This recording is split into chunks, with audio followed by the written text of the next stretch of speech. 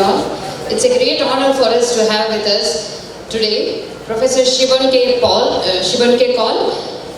who is a very renowned person, and it's a great honor that he is able to spare his time and enlighten us in the area of microwave engineering and radio frequency. So I'd like to request sir to kindly come on to the dais, please. He will be chairing the session for today. Now I request Dr. D. Ramakrishna to come onto the dais and give us a brief introduction of the professor. Professor Shiban Kaul earned a BE degree in Electrical Engineering from the Regional Engineering College, Srinagar in 1977 and MTech and PhD degrees in Microengineering from the Indian Institute of Technology, Delhi, India in 1979 and 1983 respectively. He is Dr. R.P. Shenoy Astra Microwave Chair Professor at the Center for Applied Research in Electronics, where he is involved in teaching and research activities. He served as the Deputy Director Strategy and Planning at IIT Delhi from 2012 to 2016, and presently he is holding the position of Deputy Director Strategy and Planning and International Affairs at IIT Jammu. He is also the Chairman of Messrs. Astra Micro Private Limited, a major private company involved in the development of RF and micro systems in India. His research interests include RF MEMS, high frequency wireless communication, microengineering, microwave passive and active circuits, device modeling, millimeter wave IC design, and recontrolled microwave circuits, including antennas. Dr. Kaul has successfully completed 34 major sponsored projects, 52 consultancy projects, and 55 technology development projects. He is a author or co-author of 406 research papers, 8 state-of-the-art books, and 3 book chapters. He holds 10 patents and 6 copyrights. Professor Kaul is a fellow of the Institution of Electrical and Electronic Engineers, USA, IEEE, fellow of the Indian National Academy of Engineering, INEE, and fellow of the Institution of Electronics and Telecommunication Engineers, IETE. He is the Chief Editor of IET Journal of Research and Associate Editor of the International Journal of Microwave and Wireless Technologies, Cambridge University Press. He has delivered more than 266 invited technical talks at various international symposia and workshops.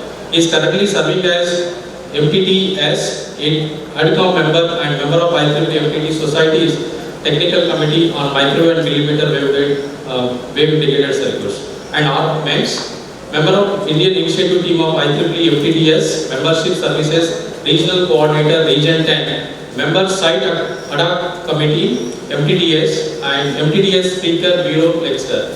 He served as a Distinguished Microwave Lecturer of IEEE MTTS for the period 2012 to 2014, and Distinguished Microwave Lecturer Emeritus of IEEE MTTS in 2015. Dr. Kaul is a recipient of Gold Medal by the Institution of Electrical and Electronics Engineers, Calcutta in 1977, S.K. Mitra Research Award in 1986 from the IETE for the Best Research Paper, Indian National Science Academy INSA Young Scientist Award in 1986, International Union of Radio Science URSI Young Scientist Award in 1987. The Top Invention Award in 1991 of the National Research Development Council for the contributions to the indigenous development of ferrite phase shifter technology.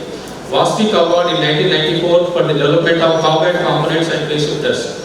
Ramlal Wadhwa Gold Medal in 1995 from Institution of Electronics and Communication Engineers IETE. Academic Excellence Award in 1998 from Indian Government for his pioneering contributions to phase control modules for Rajendra radars. Sri Om Prakash Bhasin Award in 2009 in the field of Electronics and Information Technology.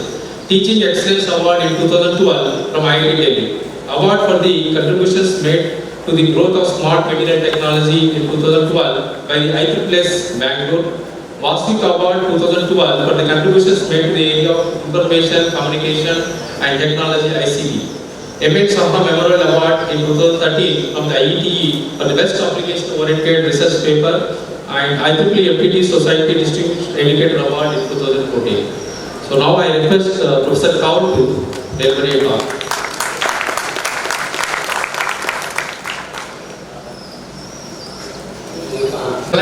First of all, I would like to thank alumni of Osmania University. Through Ramakrishna, they invited me for this talk.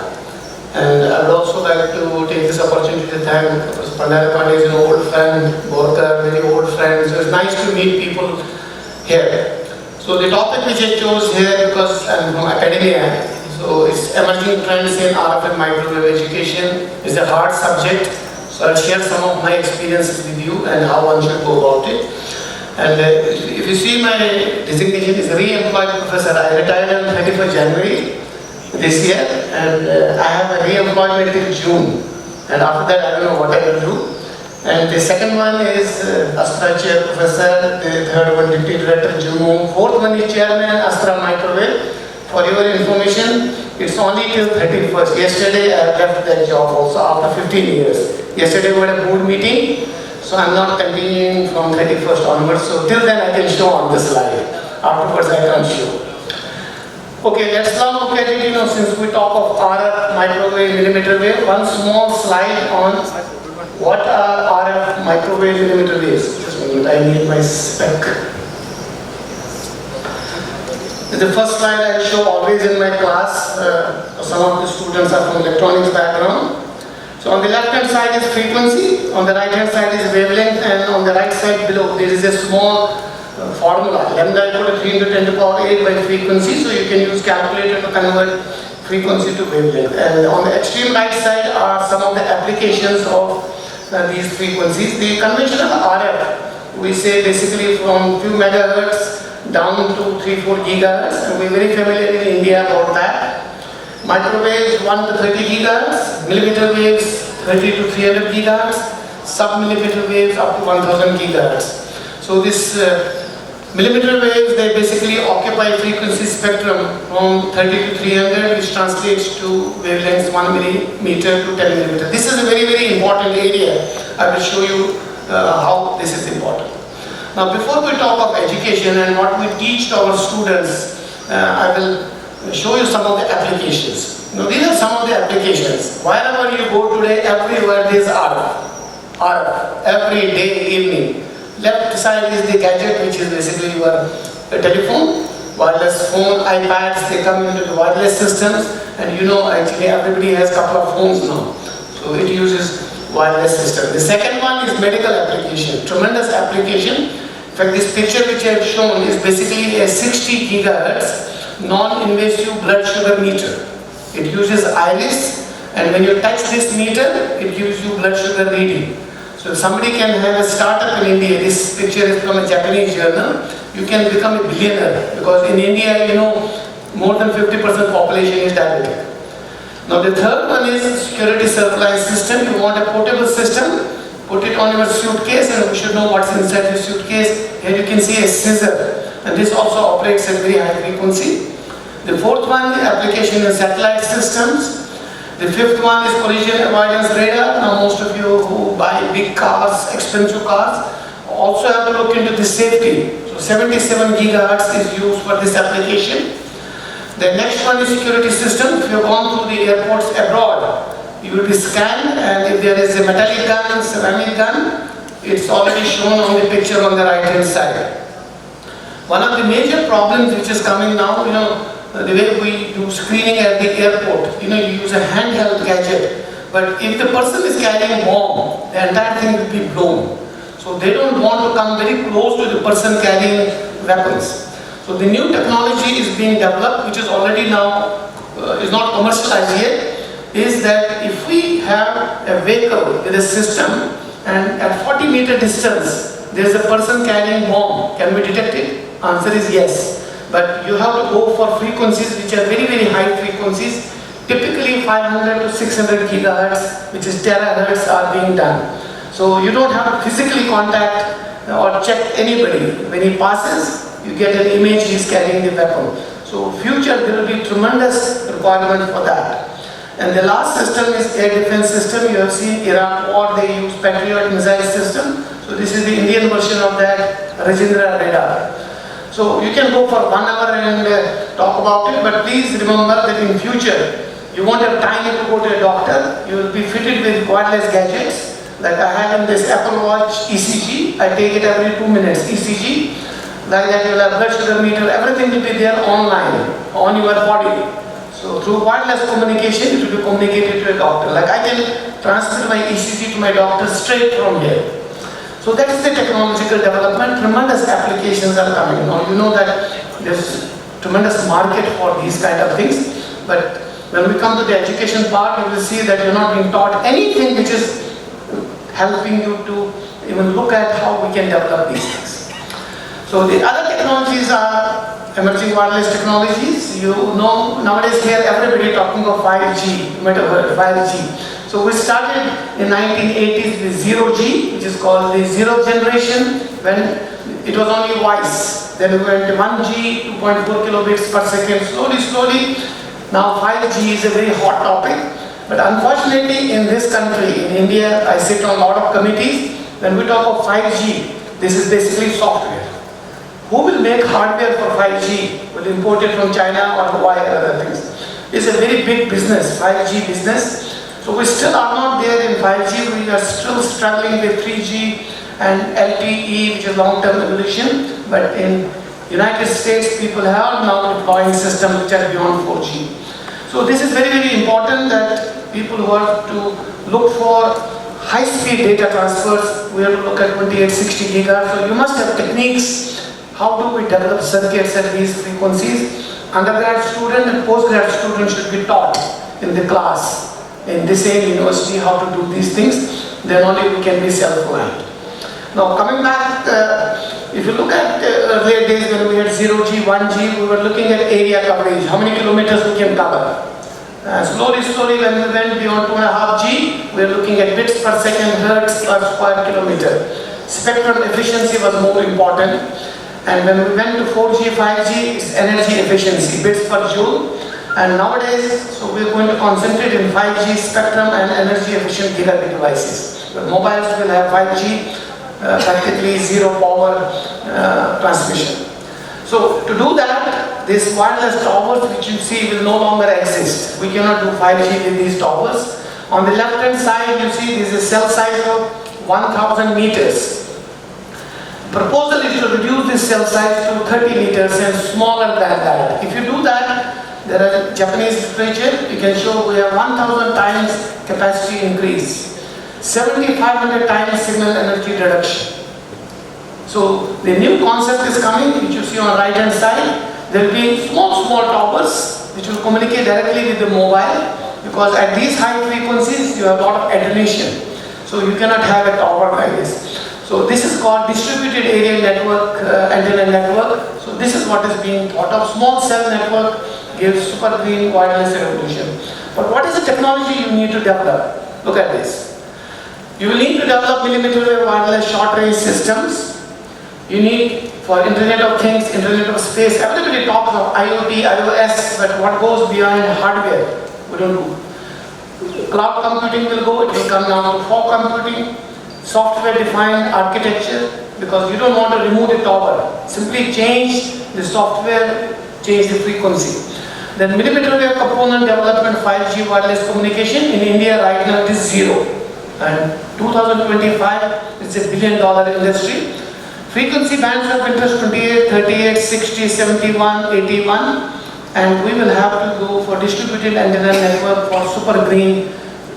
Now, if you want to do this, we need to make radios which is there in your mobile set, which will cost few cents, and it is very small size. And if you look at the inset, which is there in the picture on right hand side, it is an ant size, ant chinti, small size radio developed by Berkeley recently, on paper costing 5 to 10 cents.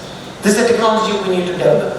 5-cent radio self-powered of the size of an ant is what is needed if you want to do billions of these pieces at very low price.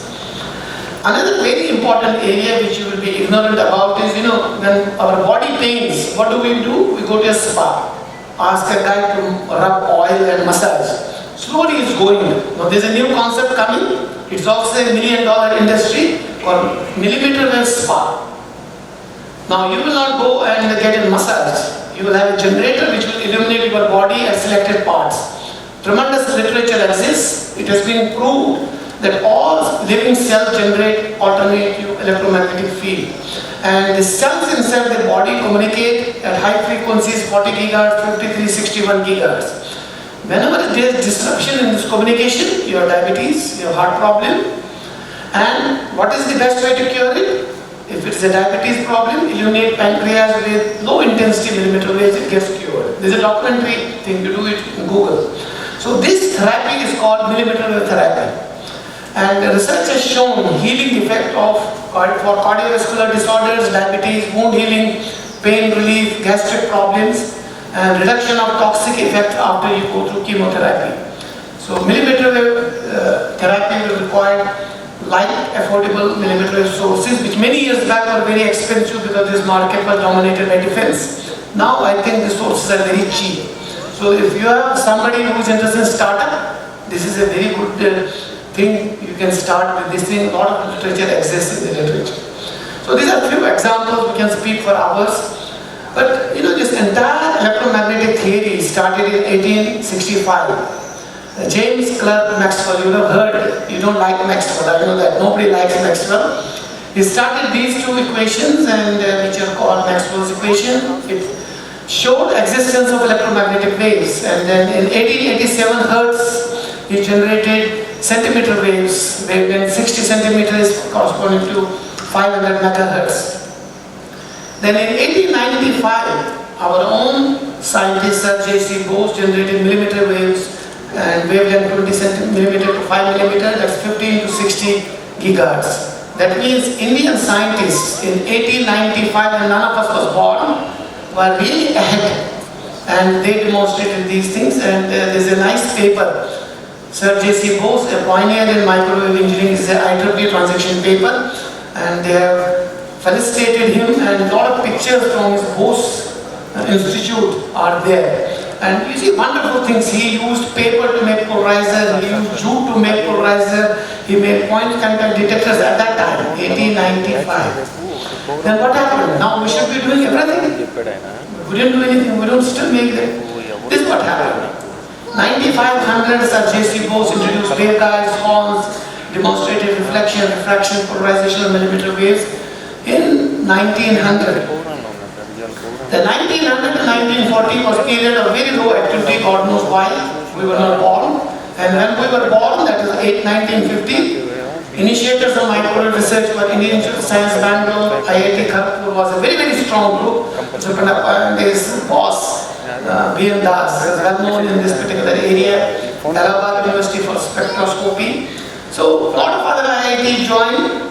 And then 2000 to 2019, last 10 years, very new initiatives have taken place, modern satellite systems in ISRO, micromechanical systems, monolithic microwave integrated circuits, millimeter wave integrated circuits, and then we have phased arrays using gallium nitride. Everybody talks of gallium nitride, gallium arsenide, and then microwave education.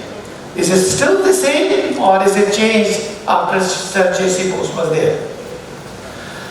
Now, if you look at 2019, what we are today, and I put there, why are we 2 question marks years behind the West? I don't want to hurt you by putting 50 in this picture, 50 years behind or 30 years behind, but we definitely are much behind. So I don't want to put those question marks, you can guess it yourself.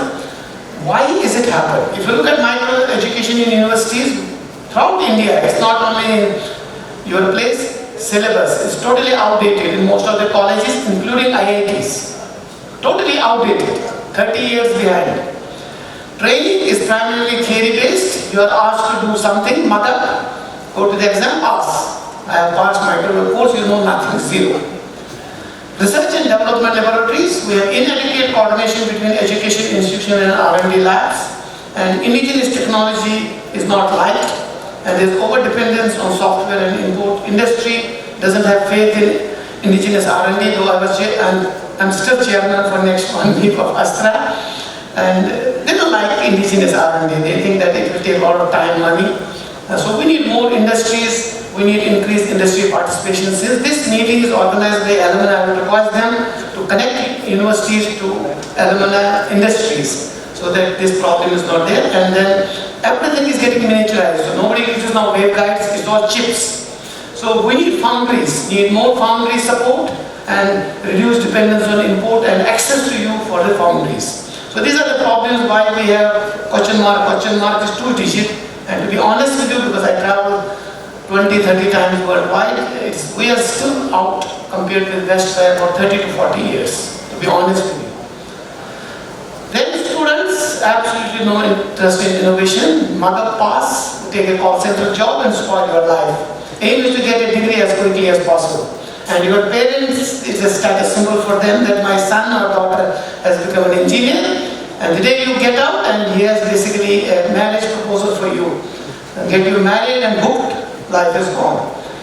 Look at teachers, then it's no longer a noble profession. That's the last profession you want to do is to teach.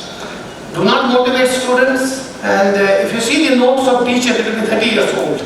Yellow pages, same thing they teach. Do not teach beyond syllabus, they don't update themselves. Don't keep themselves updated about new technology. Every 5 minutes, the technology gets updated.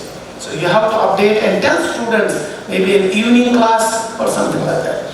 And if you look at administrators, especially in private schools, they look at only financial benefits. How much money I get? The innovations are not recognized. And then last I have shown here, we have a DNA problems, all Indians, whether you are from Kashmir or you are from Hyderabad, I don't want to work alone. I don't want to work with anybody, whether it's professor or anything. So everything belongs to me. So we need to change this culture that we will work together, everything is ours. If you don't do it, no matter how many slides I show you, things are not going to change. Microwave curriculum in 1895 when J.C. Bose was there was much better than today. Let's look at our microwave curriculum today at UG level. This is a general one. It's not specific to Osmania or IIT. Basic course on electromagnetic theory, basic waveguide experiment, microwave engineering. These are some courses, I don't think even half of them will be taught at many universities. PG, micro theory techniques, micro devices, antennas, advanced antennas and waveguides. This is the problem. Due to IT-centric education, insufficient design education, hardware exposure is creating a vacuum at technological fronts. You don't have a designer. I'm the chairman of ASTRA for the last 15 years, 100 vacancies for RF engineers. Good RF engineer. We don't get RF engineer, we get electronics engineer. So the thing which I put in bracket, I have taught many students because concepts at UG level are not clear. Students go to temple, mosque, church, wherever you find this thing, maybe Tirupati also, take an oath that in this Janma, I will never take RF microwave electronics. This is a fact, I have talked to many people. So what is the challenge before us? I know Hyderabad is very well known for IT. I meet them in US, excellent work they have done. We need to twist a little bit and introduce this C in between information, communication technologies, which is basically the wireless, and also in the bracket, hands-on experience. If you don't dirty your hands and make circuits, you will never know microwaves. So this is the training requirements, hands-on experience in undertaking basic electromagnetic concept. Familiarization with technology. First you must know what technologies are available. What technology goes into mobile? You flash your mobile to your girlfriend. I bought a new mobile. But you don't know what's inside. Please look at that. Knowledge of electromagnetic field simulators, knowledge of cathode circuit simulators, hands-on experience in microwave integrated circuits, fabrication, and also software skills. So this is bare minimum you need, and I flash on you 2 technical slides. You don't need to understand anything about that. So these are the technologies you should know, which help you building mobile. The first one is a printed circuit board called microstrip. The second one I created air gap or suspended microstrip, and there are boxes list its advantages and the frequencies it go to. Third one is E-plane circuit called fin lines, used in most of the radars at millimeter wave up to 100 gigahertz. Fourth one is you twist it, it becomes an H-plane circuit, useful up to 220 gigahertz. And then the last one is non-radiated dielectric guide, is 2 metal pieces and a Teflon piece in between becomes an excellent transmission at a millimeter wave frequency. So these are some of them, I don't want to go into too much of technical. And then the recent ones are these. Polystator technology. This is a 16-layer microelectronic technology to build any millimeter wave circuit. CMOS, you are familiar with, up to 100 gigahertz, you have now silicon circuits available. LTCC, called low temperature co-fired ceramic, is a multi-layer structure, and then 3D wafer level integration. You have several circuits on one wafer integrated directly with another wafer without doing bondings. You simply connect it. So in the evening you search on the literature, you will find many of these things. People have been complaining we don't have facilities facilities in India. That's not true. Look at this slide. Millimeter wave facilities in India. IIT Delhi tops. We have recently set up 1000 gigahertz characterization. Nowhere in the country, 6-7 places worldwide in the university. We have it in IIT. Come and do project with us. SAC Ahmedabad, Deal, IPR, many other places have facilities. So everywhere across the country, you have excellent facility characterization today. Then foundry facilities, you have right in the Hyderabad, CATEC. It has MEMS and MMIC, Semiconductor Complex, CMOS, MEMS, CD Pilani, MEMS, CMET Pune, LTCC, and STAR in Bangalore, CMOS, MEMS, LTCC. Only thing you need to have university agreement with them so that you can actually go there with your circuit and they will fabricate it for you. So today, we're not going to go to abroad. We can do very well here, but there is a need to have many more foundries. So the recent trends in RF and micro education has been to have a course in electromagnetic theory, basic course in micro integrated circuits. This is important, nowhere is taught. 1 or 2 waveguide experiments for basic understanding, but several experiments on planar transmission lines. And it's very easy, it just costs 20 rupees to make a planar circuit, but you have to do it. Postgraduate level, computer-aided design, micro circuits, micro solid state devices, active circuits, planar, non-planar antennas, advanced experiments with planar passive active circuits, microwave measurements. And we should also introduce courses on micro electromechanical systems called MEMS, radio frequency integrated circuits, RF nanotechnology. This is very important. Unless you do it, you are not complete. Now, I'll give you some exposure to what we did at IIT Delhi, Indian Technology Delhi experience. This I learned from one of the professors. So when you go to electromagnetics class, you know what professors do? They are so sad. So many students in the class, you know how difficult it is? Big equations. Next day, only 6 people sit in the class. So this is the first sentence I learned from a famous professor. You would have read the book Balanese. He's a very young professor, mentally young, otherwise old. He says, whenever you teach electromagnetic class, don't put hands in your pocket, smile. It is the most easy subject. So this is what we do at IIT. Always I tell my students, electromagnetics is easiest subject. I don't know MATLAB coding, but we can do any electromagnetic circuit. You need to focus more on fundamentals, no equation. I don't use even single equation when I teach. They pick up the equations. Introduce hands-on experiments. Like when I teach filter in the class, in next week they will make a filter and show me the results of the filter, how it matches with KV. It gives them confidence that I can do circuits. Make students innovate, think innovatively and think big. Unfortunately, none of you think more than 20,000 rupees salary. My boys think 2 lakh rupees salary per month. It's all in your thinking. And you say 2 lakhs, you get 2 lakhs. You say 10,000, you get 10,000. Make students work on industry relevant projects, and this is why your alumni will be needed. Some of them will be in the industry. Get projects from industry, it will help you. And then we say that, I do theory.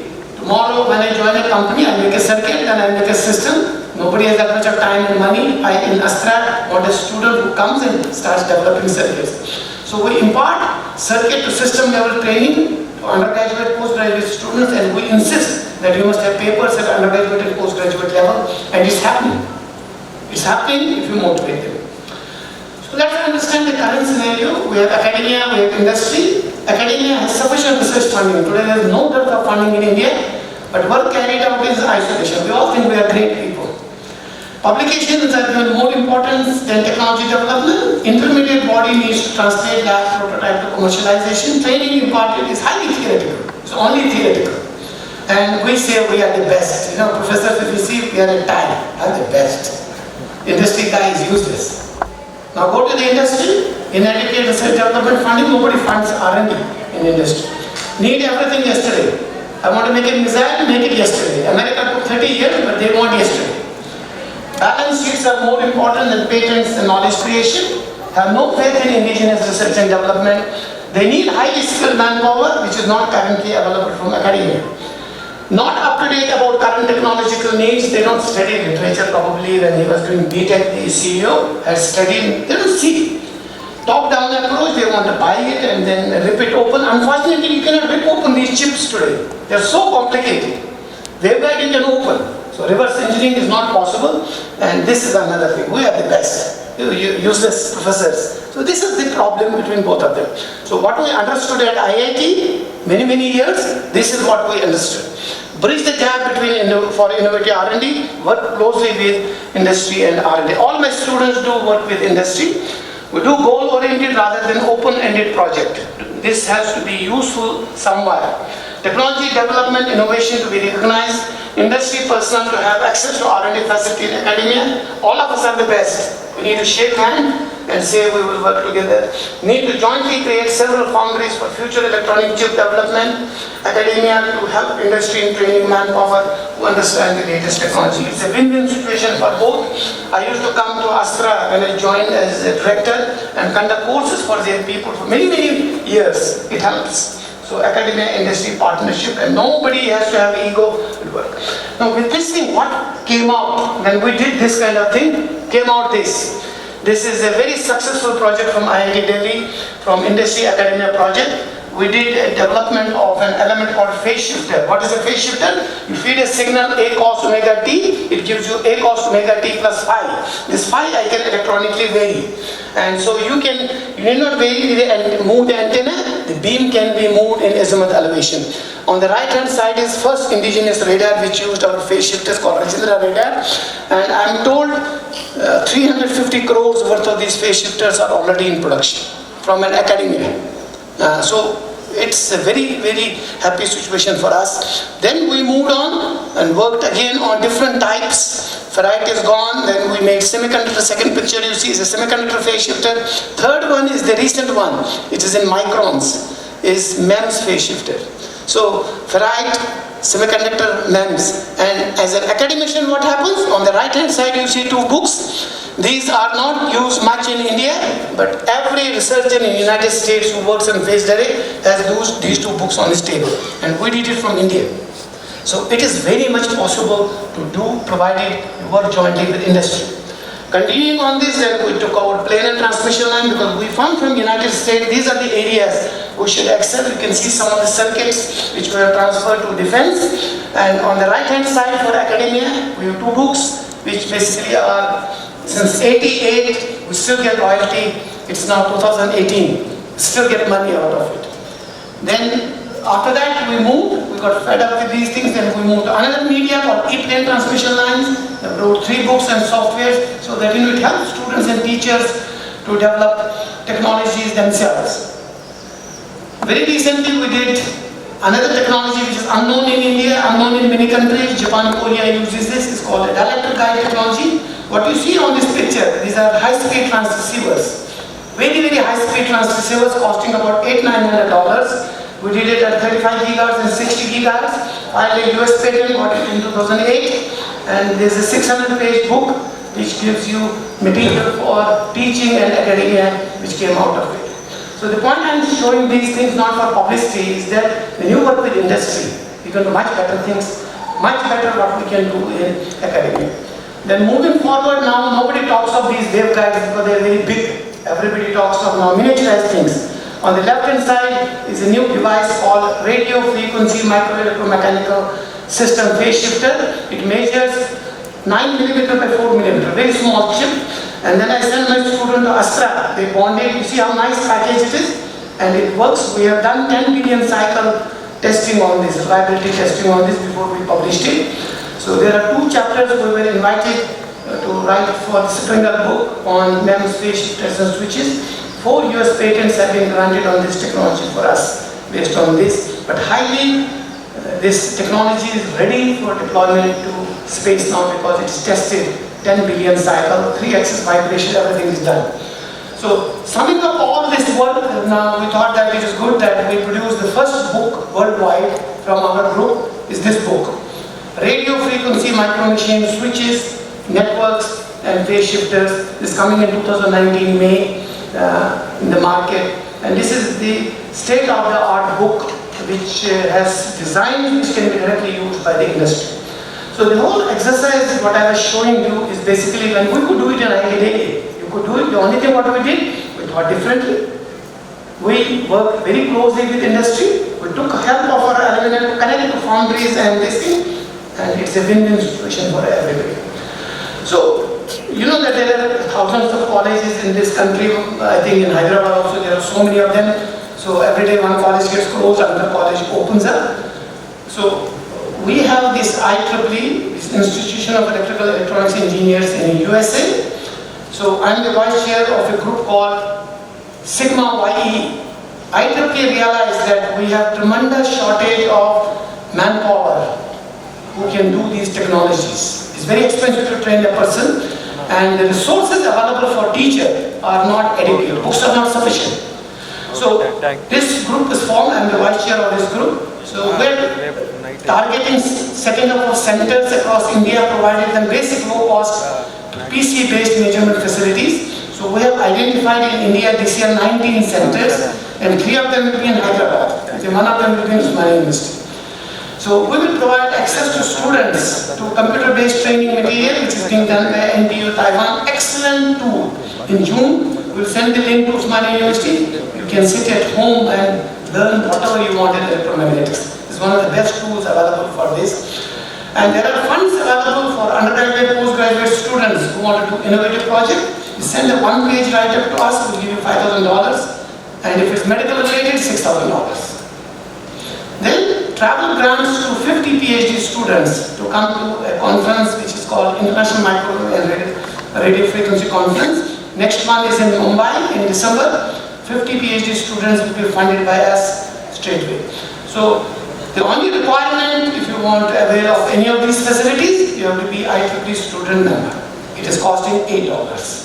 So please become a member and make use of it. Ramakrishnan will be coordinating the Hyderabad. Just 2 more slides because I don't want to exceed the time. So in summary, whether you like it or you don't like it, I have retired now. Millimeter waves will expand the wireless future. There's no other future. People will go to higher and higher frequency. Microstrip designs, which I showed you earlier, up to 60 gigahertz. SSL, the suspended strip line, we can stretch it to 220 gigahertz and beyond. And dielectric guides up to 100 gigahertz. And then we need to integrate planar transmission of the dielectric guides. Then we have another technology which I think your group is working, SIW, Substrate Integrated Waveguide. Ramakrishnan has 1 or 2 PhD students. This is becoming a major technology for developing millimeter wave components. So work on these technologies. Then LTCC, low temperature co-fired ceramic, and MEMS, used for building packaged multi-chip modules. And the last area we are working on it, but this is nanotechnology. Everybody works on nanotechnology. Nanotechnology for millimeter wave circuits is a hot topic. You do this much theoretical work, you can publish. So please look into these and do this. I'm leaving this presentation here. Somebody wants to copy it so that you are reminded what you are supposed to do. So need of the day, this is the last slide. Keeping abreast of RF to millimeter wave circuit technology is not only desirable, it will be mandatory. Your doctor will ask you know wireless technology, because I'm going to fix a gadget which will transmit your blood sugar and this thing. So you should know it. We need students who can innovate. And in fact, if you look at the definition of an engineer means device, to devise. So you have to be a real engineer, not theoretical engineers. We need noble teachers who can motivate young students and make them think big. Before teaching Maxwell's equation, tell them you can be big, you can learn so much. It motivates a student. So there's a strong need for hardcore RF engineers who are equipped with design know-how as well as practical knowledge to implement the circuits and system. Dirty your hands, make things practical.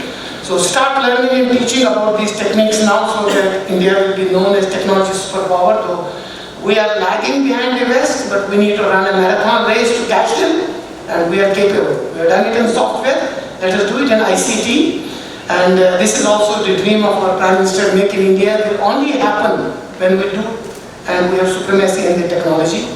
Thank you very much for your attention. I didn't want to make it too technical, it's a general one, and I can leave my email, this presentation is with you. You can communicate with me, I can come again and give you a technical, motivating talk, no problem. Thank you very much, and thanks alumni for inviting me. First of all, I would like to thank alumni of Usmania University. Through Ramakrishna, they invited me for this talk. And I would also like to take this opportunity to thank Professor Pandya is an old friend, Borkar, very old friend. So it's nice to meet people here. So the topic which I chose here, because I'm from academia, so it's emerging trends in RF and microwave education. It's a hard subject, so I'll share some of my experiences with you and how one should go about it. And if you see my designation is re-employed professor. I retired on 31st January this year, and I have a re-employment till June. And after that, I don't know what I will do. And the second one is Astra Chair Professor, the third one Deputy Director Jumu, fourth one is Chairman Astra Microwave. For your information, it's only till 31st. Yesterday I left that job also after 15 years. Yesterday we had a board meeting, so I'm not continuing from 31st onwards. So till then I can show on the slide. Afterwards I can't show. Okay, let's now look at it, since we talk of RF, microwave, millimeter wave, one small slide on what are RF, microwave, millimeter waves. Just a minute, I need my spec. The first slide I show always in my class. Some of the students are from electronics background. So on the left hand side is frequency, on the right hand side is wavelength, and on the right side below there is a small formula. Lambda equal to 3 into 10 to the power 8 by frequency, so you can use calculator to convert frequency to wavelength. And on the extreme right side are some of the applications of these frequencies. The conventional RF, we say basically from few megahertz down to 3-4 gigahertz, and we're very familiar in India about that. Microwaves 1 to 30 gigahertz, millimeter waves 30 to 300 gigahertz, sub-millimeter waves up to 1000 gigahertz. So this millimeter waves, they basically occupy frequency spectrum from 30 to 300, which translates to wavelengths 1 millimeter to 10 millimeter. This is a very, very important area. I will show you how this is important. Now, before we talk of education and what we teach to our students, I will show you some of the applications. Now, these are some of the applications. Wherever you go today, everywhere there is RF, every day, evening. Left side is the gadget, which is basically your telephone, wireless phone, iPads, they come into the wireless systems, and actually everybody has a couple of phones now. So it uses wireless system. The second one is medical application, tremendous application. In fact, this picture which I have shown is basically a 60 gigahertz non-invasive blood sugar meter. It uses iris, and when you touch this meter, it gives you blood sugar reading. So if somebody can have a startup in India, this picture is from a Japanese journal, you can become a billionaire, because in India, more than 50% population is diabetic. Now the third one is security surveillance system. You want a portable system, put it on your suitcase, and you should know what's inside the suitcase. Here you can see a scissor, and this also operates at very high frequency. The fourth one is application in satellite systems. The fifth one is collision avoidance radar. Now most of you who buy big cars, expensive cars, also have to look into the safety. So 77 gigahertz is used for this application. The next one is security system. If you have gone through the airports abroad, you will be scanned, and if there is a metallic gun, ceramic gun, it's already shown on the picture on the right hand side. One of the major problems which is coming now, the way we do screening at the airport, you use a handheld gadget, but if the person is carrying a bomb, the entire thing will be blown. So they don't want to come very close to the person carrying weapons. So the new technology is being developed, which is already now, is not commercialized yet, is that if we have a vehicle with a system, and at 40-meter distance, there is a person carrying bomb, can we detect it? Answer is yes. But you have to go for frequencies which are very, very high frequencies. Typically 500 to 600 gigahertz, which is terahertz, are being done. So you don't have to physically contact or check anybody. When he passes, you get an image he is carrying the weapon. So future there will be tremendous requirement for that. And the last system is air defense system. You have seen Iraq war, they use Patriot missile system. So this is the Indian version of that Rajendra radar. So you can go for 1 hour and talk about it, but please remember that in future, you won't have time to go to a doctor. You will be fitted with wireless gadgets. Like I have in this Apple Watch ECG, I take it every 2 minutes, ECG. Like that you will have blood sugar meter, everything will be there online, on your body. So through wireless communication, it will be communicated to a doctor. Like I can transmit my ECG to my doctor straight from here.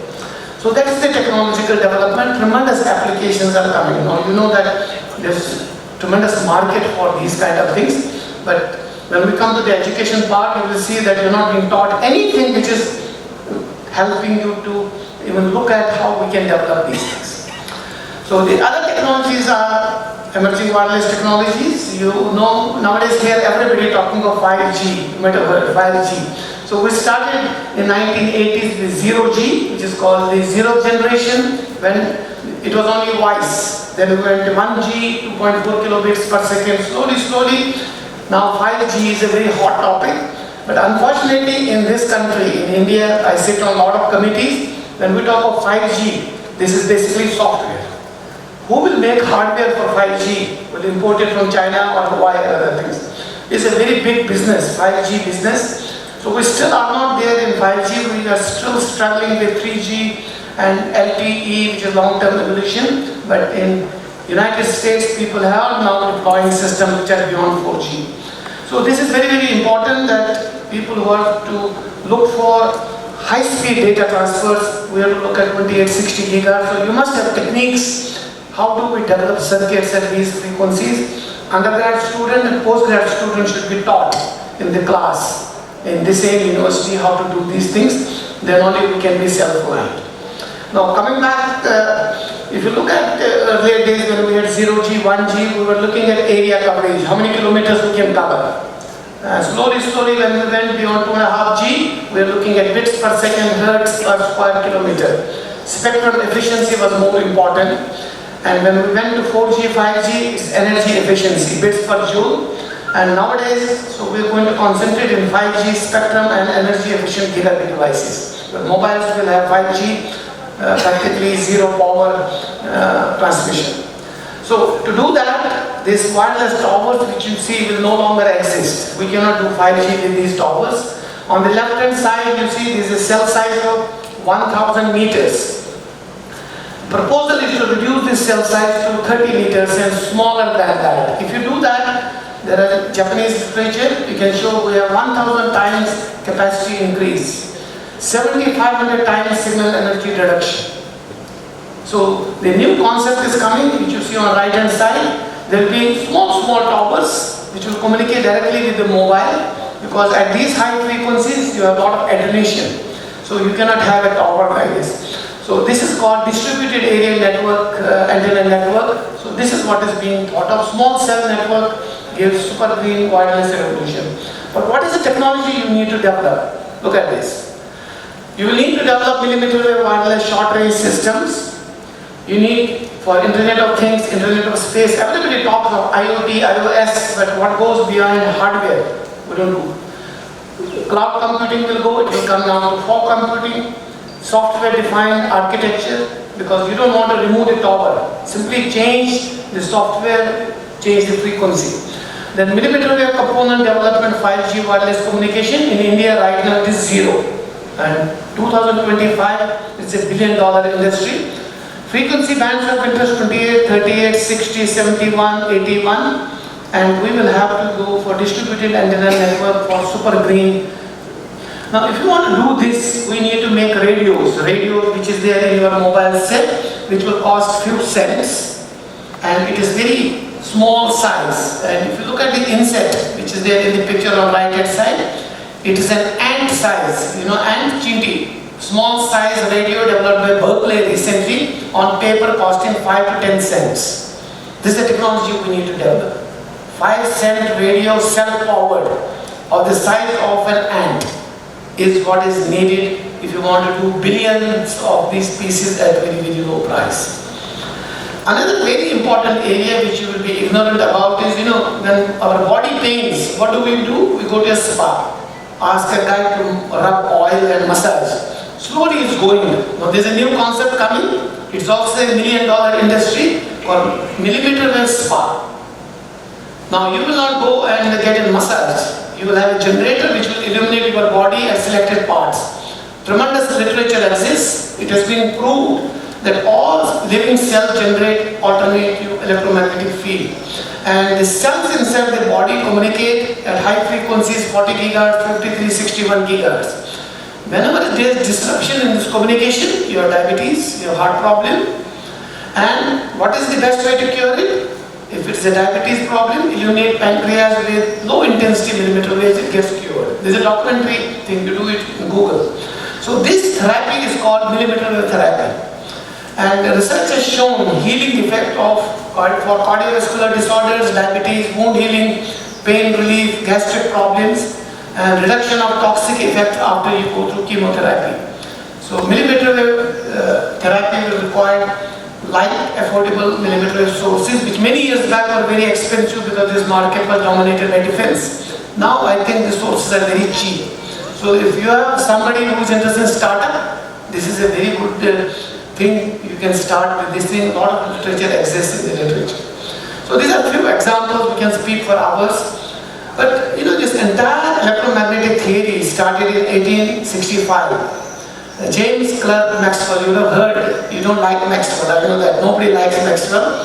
He started these two equations and which are called Maxwell's equation. It showed existence of electromagnetic waves, and then in 1887 Hertz, he generated centimeter waves, wavelength 60 centimeters corresponding to 500 megahertz.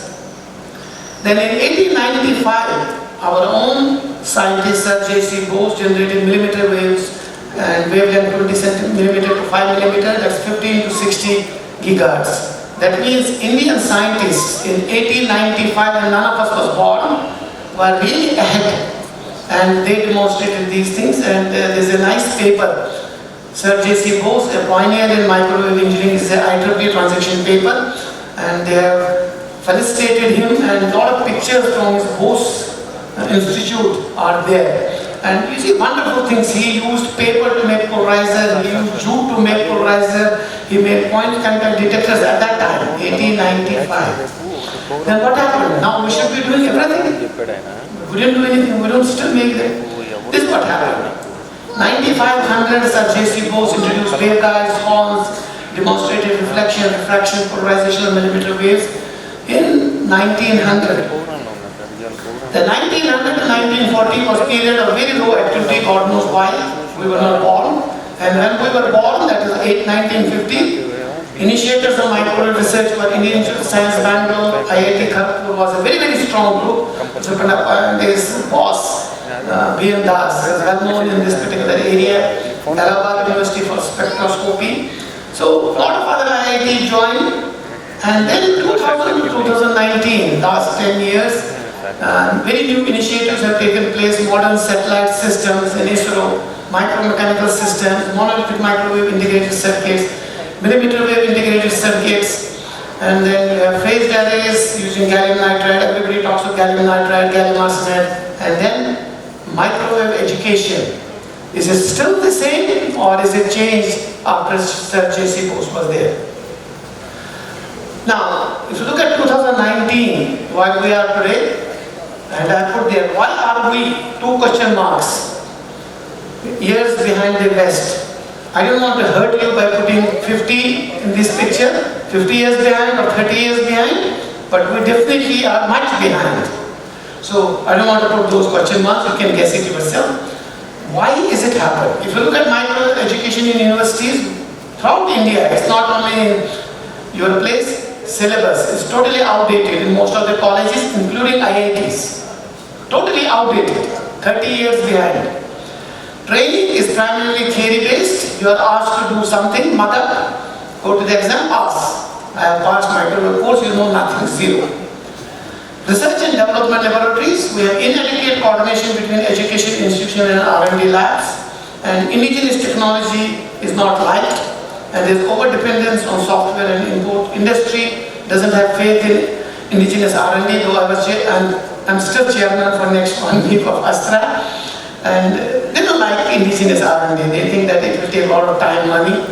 So we need more industries, we need increased industry participation. Since this meeting is organized by alumni, I would request them to connect universities to alumni industries so that this problem is not there. And then everything is getting miniaturized. So nobody uses now waveguides, it's all chips. So we need foundries, need more foundry support and reduce dependence on import and access to you for the foundries. So these are the problems why we have question mark is 2 digit. And to be honest with you, because I travel 20, 30 times worldwide. We are still out compared with West by about 30 to 40 years, to be honest with you. Then students, absolutely no interest in innovation, mug up pass, take a call center job and spoil your life. Aim is to get a degree as quickly as possible. And your parents, it's a status symbol for them that my son or daughter has become an engineer. And the day you get out and he has basically a marriage proposal for you. And get you married and hooked, life is gone. Look at teachers, then it's no longer a noble profession. That's the last profession you want to do is to teach. Do not motivate students, and if you see the notes of teachers, it will be 30 years old. Yellow pages, same thing they teach. Do not teach beyond syllabus, they don't update themselves. Don't keep themselves updated about new technology. Every 5 minutes, the technology gets updated. So you have to update and tell students, maybe an evening class or something like that. And if you look at administrators, especially in private schools, they look at only financial benefits. How much money I get? The innovations are not recognized. And then last I have shown here, we have a DNA problems, all Indians, whether you are from Kashmir or you are from Hyderabad, I want to work alone. I don't want to work with anybody, whether it's a professor or anything. So everything belongs to me. So we need to change this culture that we will work together, everything is ours. If you don't do it, no matter how many slides I show you, things are not going to change. Microwave curriculum in 1895 when J.C. Bose was there was much better than today. Let's look at our microwave curriculum today at UG level. This is a general one. It's not specific to Osmania or IIT. Basic course on electromagnetic theory, basic waveguide experiment, microwave engineering. These are some courses, I don't think even half of them will be taught at many universities. PG, micro theory techniques, micro devices, antennas, advanced antennas and waveguides. This is the problem. Due to IT-centric education, insufficient design education, hardware exposure is creating a vacuum at technological fronts. You don't have a designer. I'm the chairman of ASTRA for the last 15 years, 100 vacancies for RF engineers. Good RF engineer. We don't get RF engineer, we get electronics engineer. So the thing which I put in bracket, I have taught many students because concepts at UG level are not clear. Students go to temple, mosque, church, wherever you find this thing, maybe Tirupati also, take an oath that in this Janma, I will never take RF microwave electronics. This is a fact, I have talked to many people.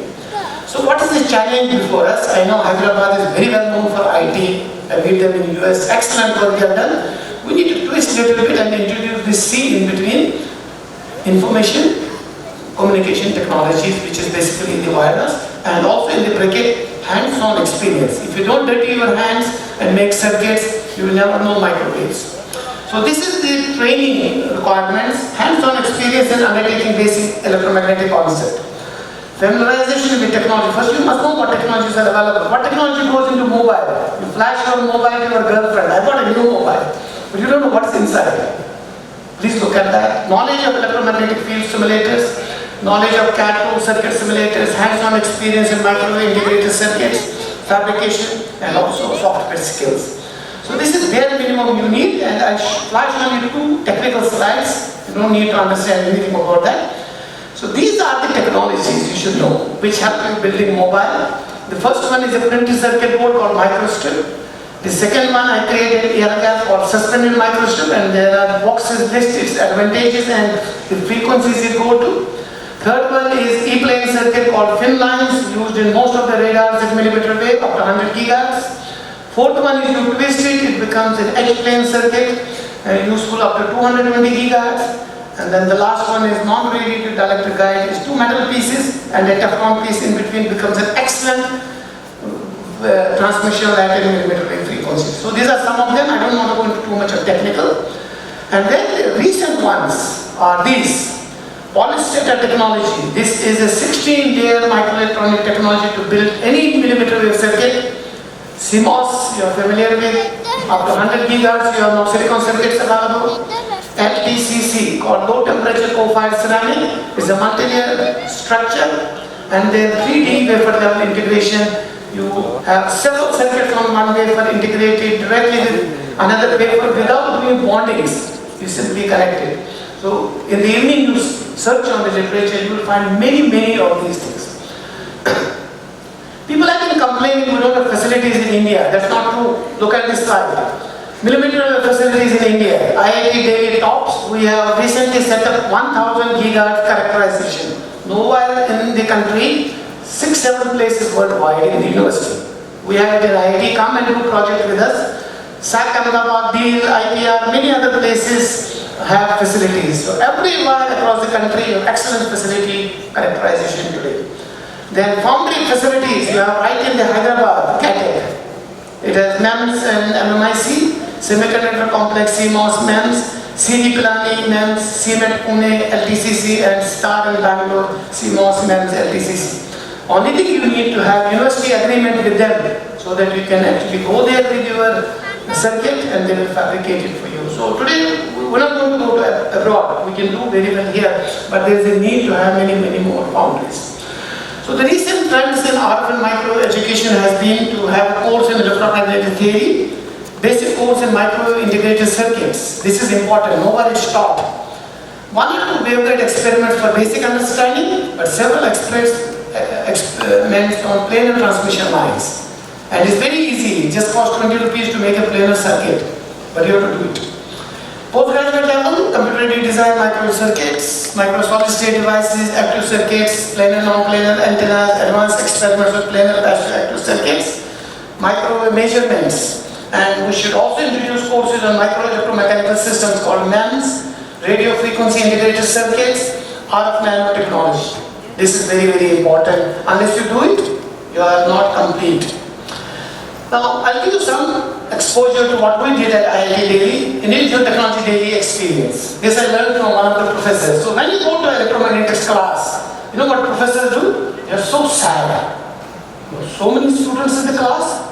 You know how difficult it is? Big equations. Next day, only 6 people sit in the class. So this is the first sentence I learned from a famous professor. You would have read the book Balanese. He's a very young professor, mentally young, otherwise old. He says, whenever you teach electromagnetic class, don't put hands in your pocket, smile. It is the most easy subject. So this is what we do at IIT. Always I tell my students, electromagnetics is easiest subject. I don't know MATLAB coding, but we can do any electromagnetic circuit. You need to focus more on fundamentals, no equation. I don't use even single equation when I teach. They pick up the equations.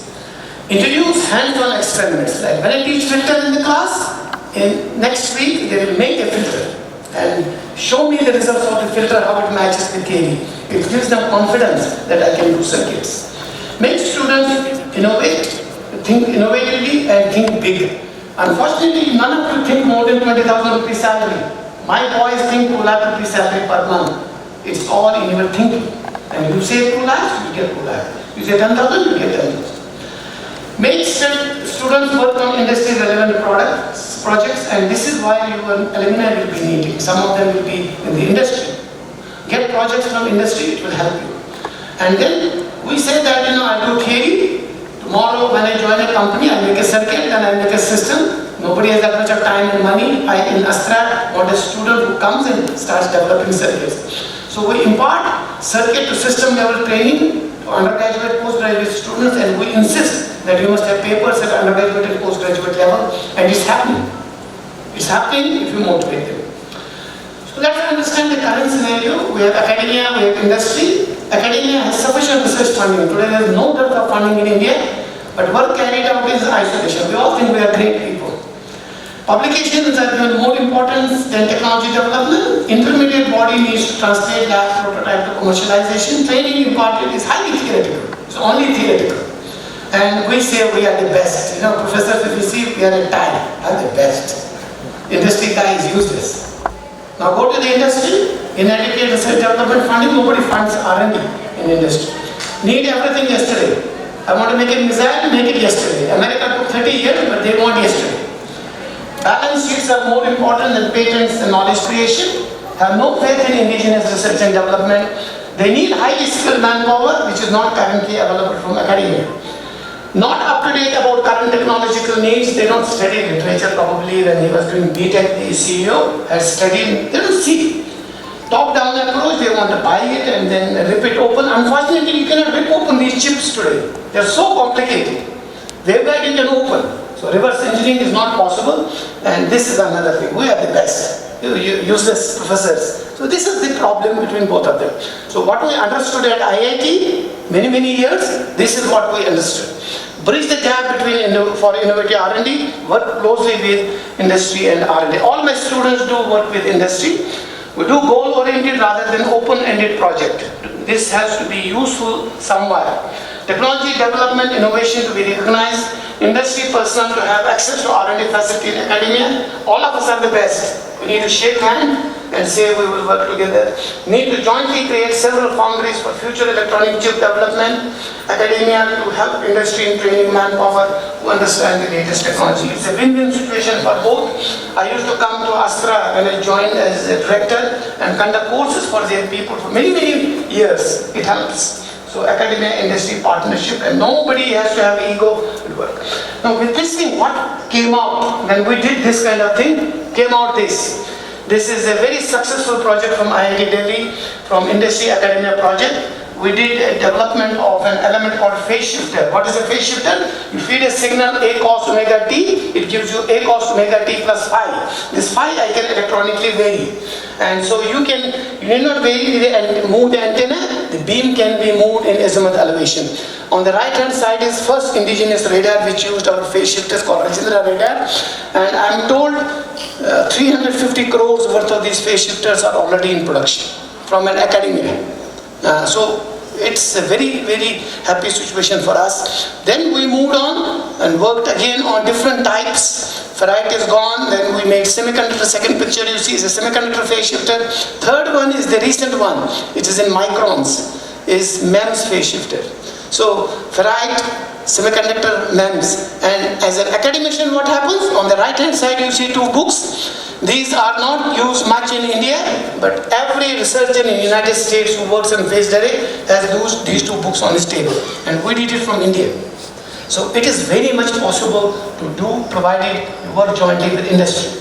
Continuing on this, then we took our plane and transmission line because we found from United States, these are the areas we should excel. You can see some of the circuits which were transferred to defense. And on the right hand side for academia, we have two books which basically are, since 88, we still get royalty. It's now 2018. We still get money out of it. Then after that we moved, we got fed up with these things, then we moved to another media called E-plane transmission lines. I wrote 3 books and software so that it helps students and teachers to develop technologies themselves. Very recently we did another technology which is unknown in India, unknown in many countries. Japan, Korea uses this. It's called a dielectric guide technology. What you see on this picture, these are high-speed transceivers. Very high-speed transceivers costing about $800-900. We did it at 35 gigahertz and 60 gigahertz. Filed a US patent, got it in 2008. And there's a 600-page book which gives you material for teaching and academia which came out of it. So the point I'm showing these things not for publicity is that when you work with industry, you can do much better things, much better what we can do in academia. Then moving forward now, nobody talks of these waveguides because they're very big. Everybody talks of now miniaturized things. On the left hand side is a new device called radio frequency microelectromechanical system phase shifter. It measures 9mm by 4mm, very small chip. And then I sent my student to Astra. They bonded. You see how nice package it is? And it works. We have done 10 billion cycle testing on this, reliability testing on this before we published it. So there are 2 chapters we were invited to write for the Springer book on MEMS phase shifters and switches. 4 US patents have been granted on this technology for us based on this. But highly, this technology is ready for deployment to space now because it's tested 10 billion cycle, 3-axis vibration, everything is done. So summing up all this work, now we thought that it is good that we produce the first book worldwide from our group is this book. Radio frequency micro machine switches, networks and phase shifters is coming in 2019 May in the market. And this is the state-of-the-art book which has designs which can be directly used by the industry. So the whole exercise, what I was showing you, is basically when we could do it in IIT Delhi. You could do it. The only thing what we did, we thought differently. We worked very closely with industry. We took help of our alumni to connect to foundries and this thing. and it's a win-win situation for everybody. So, you know that there are thousands of colleges in this country. I think in Hyderabad also there are so many of them. So every day one college gets closed, another college opens up. So we have this IEEE, this Institution of Electrical Electronics Engineers in USA. So I'm the vice chair of a group called Sigma YE. IEEE realized that we have tremendous shortage of manpower who can do these technologies. It's very expensive to train a person, and the resources available for teacher are not adequate. Books are not sufficient. So this group is formed. I'm the vice chair of this group. So we're targeting setting up of centers across India, providing them basic low-cost PC-based measurement facilities. So we have identified in India this year 19 centers, and 3 of them will be in Hyderabad. One of them will be in Usmania University. So we will provide access to students to computer-based training material, which is being done by NTU Taiwan. Excellent tool. In June, we'll send the link to Usmania University. You can sit at home and learn whatever you want in electromagnetics. It's one of the best tools available for this. And there are funds available for undergraduate, postgraduate students who want to do innovative project. You send a one-page write-up to us, we'll give you $5,000. And if it's medical related, $6,000. Then travel grants to 50 PhD students to come to a conference which is called International Microwave and Radio Frequency Conference. Next one is in Mumbai in December. 50 PhD students will be funded by us straightway.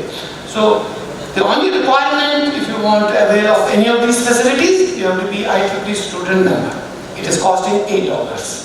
So please become a member and make use of it. Ramakrishnan will be coordinating the Hyderabad. Just 2 more slides because I don't want to exceed the time.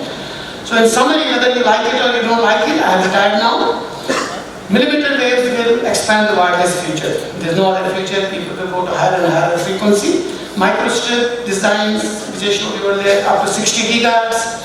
SSL, the suspended strip line, we can stretch it to 220 gigahertz and beyond, and dielectric guides up to 100 gigahertz. And then we need to integrate planar transmission of the dielectric guides. Then we have another technology which I think your group is working, SIW, Substrate Integrated Waveguide. Ramakrishnan has 1 or 2 PhD students. This is becoming a major technology for developing millimeter wave components. So work on these technologies. Then LTCC, low temperature co-fired ceramic, and MEMS, used for building packaged multi-chip modules. And the last area we are working on it, but this is nanotechnology. Everybody works on nanotechnology. Nanotechnology for millimeter wave circuits is a hot topic. You do this much theoretical work, you can publish. So please look into these and do this. I'm leaving this presentation here. Somebody wants to copy it so that you are reminded what you are supposed to do. So need of the day, this is the last slide. Keeping abreast of RF to millimeter wave circuit technology is not only desirable, it will be mandatory. Your doctor will ask you know wireless technology, because I'm going to present a gadget which will transmit your blood sugar and this thing. So you should know it. We need students who can innovate. And in fact, if you look at the definition of an engineer means device, to devise. So you have to be a real engineer, not theoretical engineers. We need noble teachers who can motivate young students and make them think big. Before teaching Maxwell's equation, tell them you can be big, you can learn so much. It motivates a student. So there's a strong need for hardcore RF engineers who are equipped with design know-how as well as practical knowledge to implement the circuits and system. Dirty your hands, make things practical. So start learning and teaching about these techniques now so that India will be known as technology superpower. So we are lagging behind the West, but we need to run a marathon race to catch them, and we are capable. We have done it in software, let us do it in ICT, and this is also the dream of our Prime Minister, Make in India. It will only happen when we do, and we have supremacy in the technology. Thank you very much for your attention. I didn't want to make it too technical, it's a general one, and I can leave my email, this presentation is with you. You can communicate with me, I can come again and give you a technical, motivating talk, no problem. Thank you very much, and thanks for inviting me. That was really great, sir. I request Professor Pandey to come over and sum it up and give his remarks, please.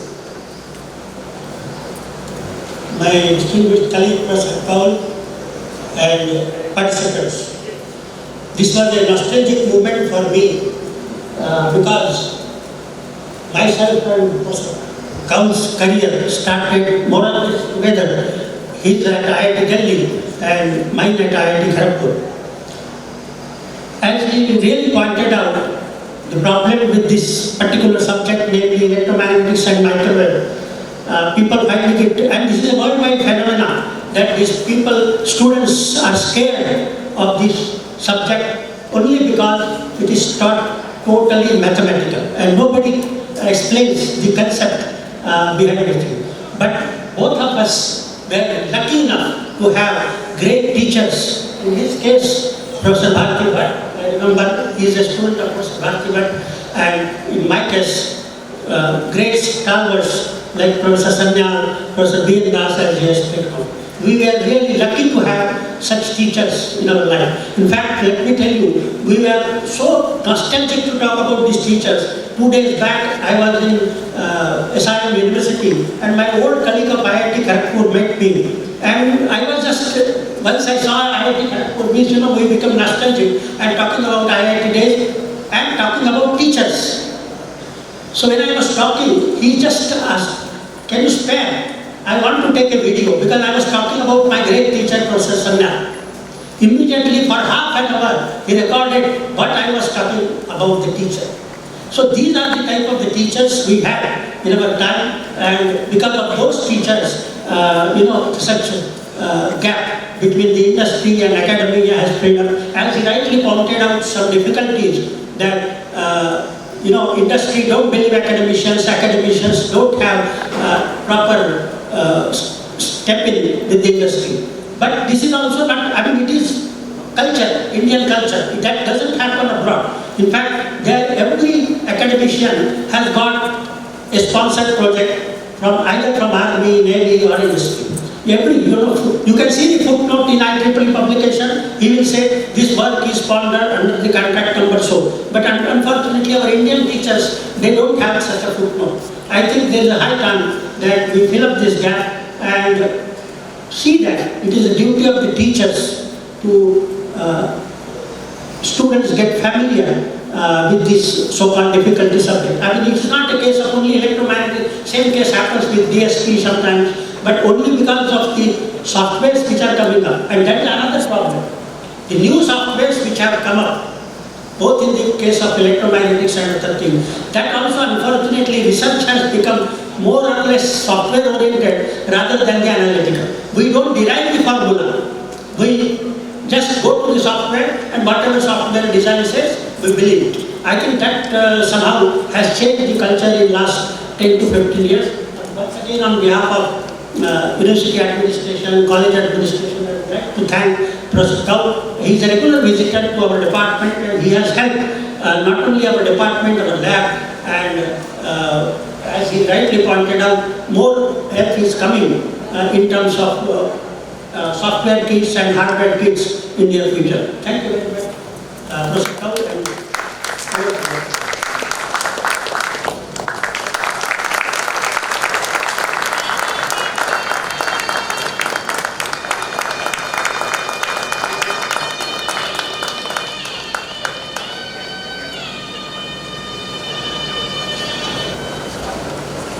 Giving us the next keynote.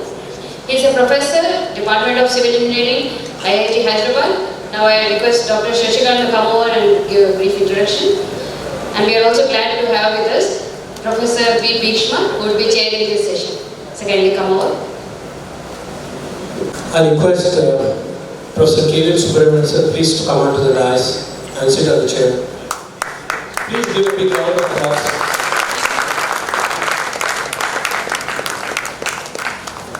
It is an honor for me to read a brief biography of Dr.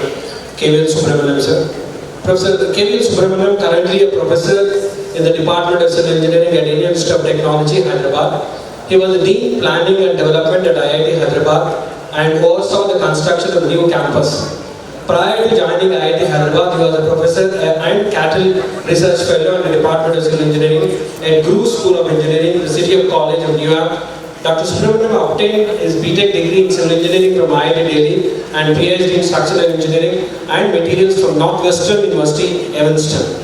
After graduation, Dr. Subramanian worked as a research associate at the NSF Center for Advanced Cement-Based Materials, Dr. Subramaniam was awarded Early Career Award from the National Science Foundation of the United States of America for investigating the early age changes in cementitious materials.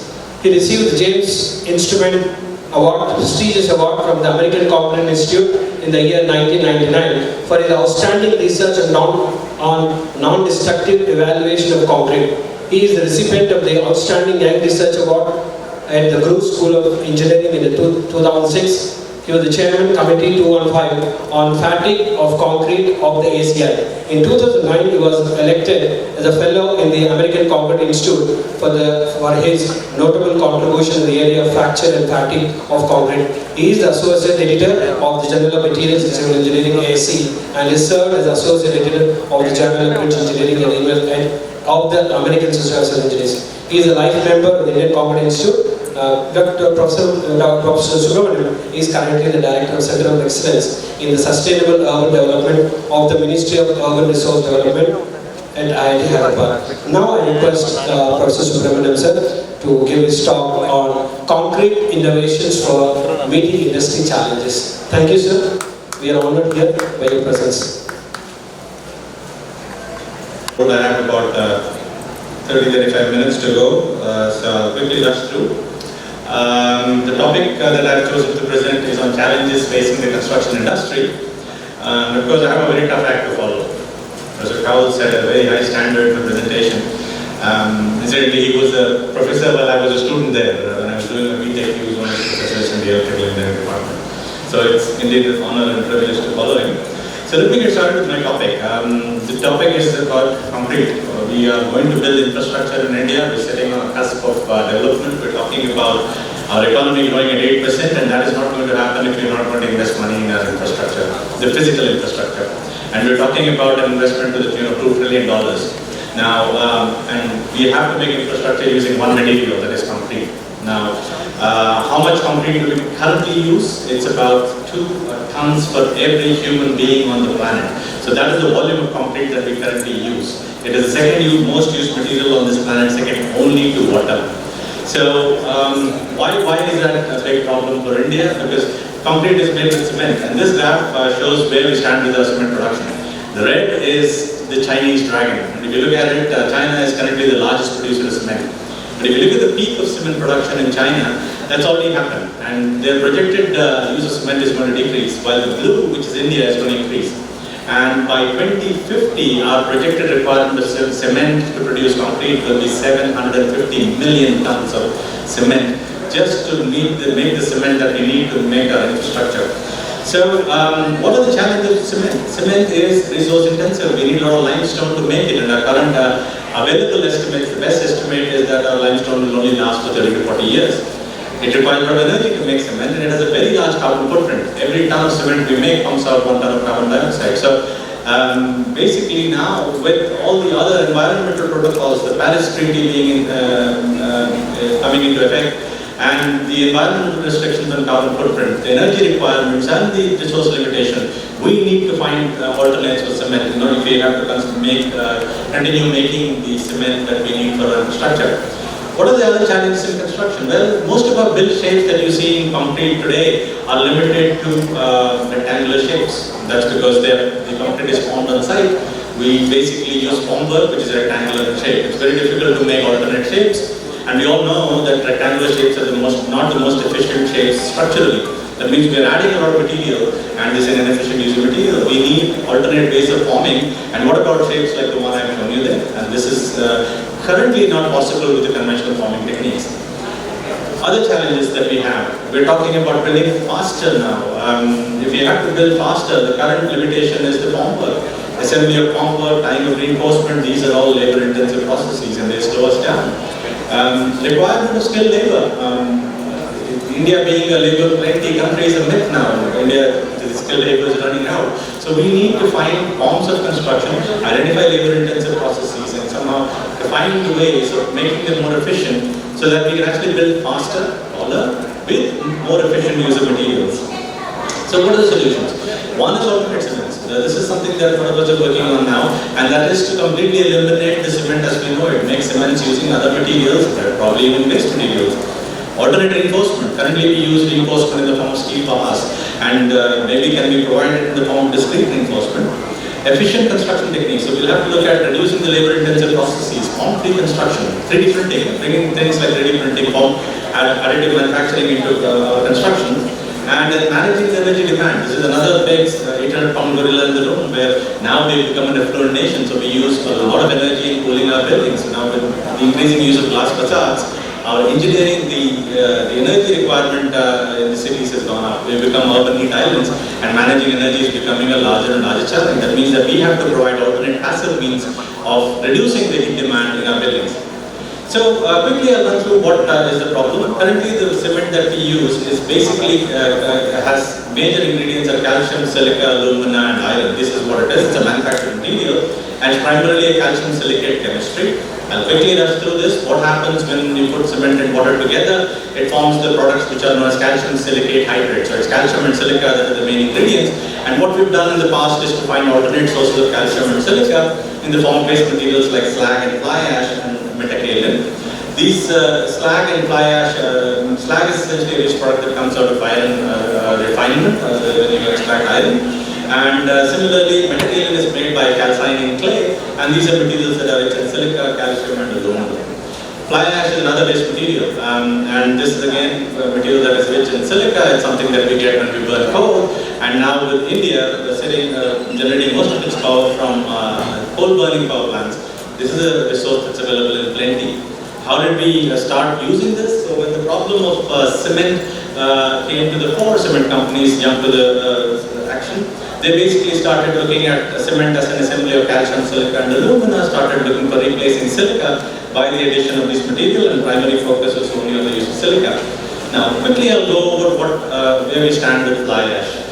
India, if you look at those countries out there, the countries in the red are the largest producers of fly ash, and India is the second largest producer of fly ash right now. And if you look at our projected production going forward, it's only going to increase. With the super thermal power plants that are coming online, we'll have more fly ash and we know what to handle and how to handle it. And our current utilization is around 45-50%. So with the supply coming in, we need to find ways to dispose of this material. And cement offers us a good way to get rid of it. So what is this material? This fly ash itself, if you look at it, basically contains a lot of material. What the material that we are interested in is that aluminosilicate glass. And if you can understand the chemistry of the aluminosilicate glass, then we can start finding ways to replace it. One of the biggest problems with fly ash that we have is the large variability. So if we collect fly ash from different sources in India, did the oxide composition. On the surface it looks like there's a very small difference, but when you start using it in concrete, it's night and day. You get a very large variation in the properties. So digging deeper then, we actually had to understand the glass chemistry, and this is what we find. So if you look at the same graph now, the blue lines show you what the total silica content of the fly ash is. The green lines show you the reactive silica component. The difference would indicate the useless part of fly ash. Most of what we do when we try to use fly ash is use the blue line as our indicator, and that is totally wrong, because if you look at the difference between the blue and the green lines, there's a very large difference between them, and the business end of the operation would depend upon the green line. And even for a fly ash which claims to have 50% silica in it, basically sometimes you may only have 13% of it in the reactive form. So once we unlock this, then we can start optimizing the use of our fly ash. And basically that's what we've done, and now working with cement companies, we are actually optimizing the fly ash. So we can increase the amount of fly ash that is substituted in cement, because currently there's a blanket rule that cement companies don't use more than 35% replacement of cement with fly ash. We are actually now figuring out the reactive silica component, and in instances now you can go up to 40-45% replacement of cement. So it's a simple step, but it goes towards replacing cement with a material that's actually a waste. Going further down, can we do something besides using the old calcium silicate chemistry that we've been using for centuries? And the alternate binders that we're working on, two of them, one of them is an aluminosilicate binder. So this is not a calcium silicate binder, it's an aluminosilicate binder. And the other is magnesium-based cements. Now, in the aluminosilicate binder, we use sources of alumina and silica, and we find that most of our waste materials like fly ash, slag, rice husk ash, these are all derived post-industrial use waste products, are good sources of silica and alumina, and we can actually use them to make very good strong binders to make concrete. Now with fly ash, because it's the source of reactive silica and alumina, we add an alkaline activator, provide a little bit of temperature, we get what is known as sodium aluminosilicate, also known as NaSH, and we're able to produce very strong products, very strong concrete-like material with this alkali activated fly ash. Similarly with slag, using some alkaline activator, we are able to produce calcium aluminosilicate hydrate, which basically is stronger than a conventional calcium silicate hydrate. But of course, the processing requires some temperature, and the conventional processing would require the use of very strong chemicals. Now, by understanding the reaction pathways now, we've managed to bring down the processing temperature, we've managed to bring down the use of chemicals that are required to activate the material, and we can now optimize the binder that is required. So now, we're able to achieve strengths of about 75 to 80 megapascal, which is actually extremely good, a very strong binder that can be used for construction. So now, we're working with these fly ash producers to basically take the fly ash, optimize a binder for it, and we'll bag it for you. It comes in the form of cement, we call it geocement. It's been optimized to achieve a certain strength with an optimum use of activators.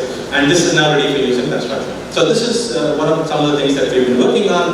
But of course with the geocement, you still need a little bit of temperature to activate the thing.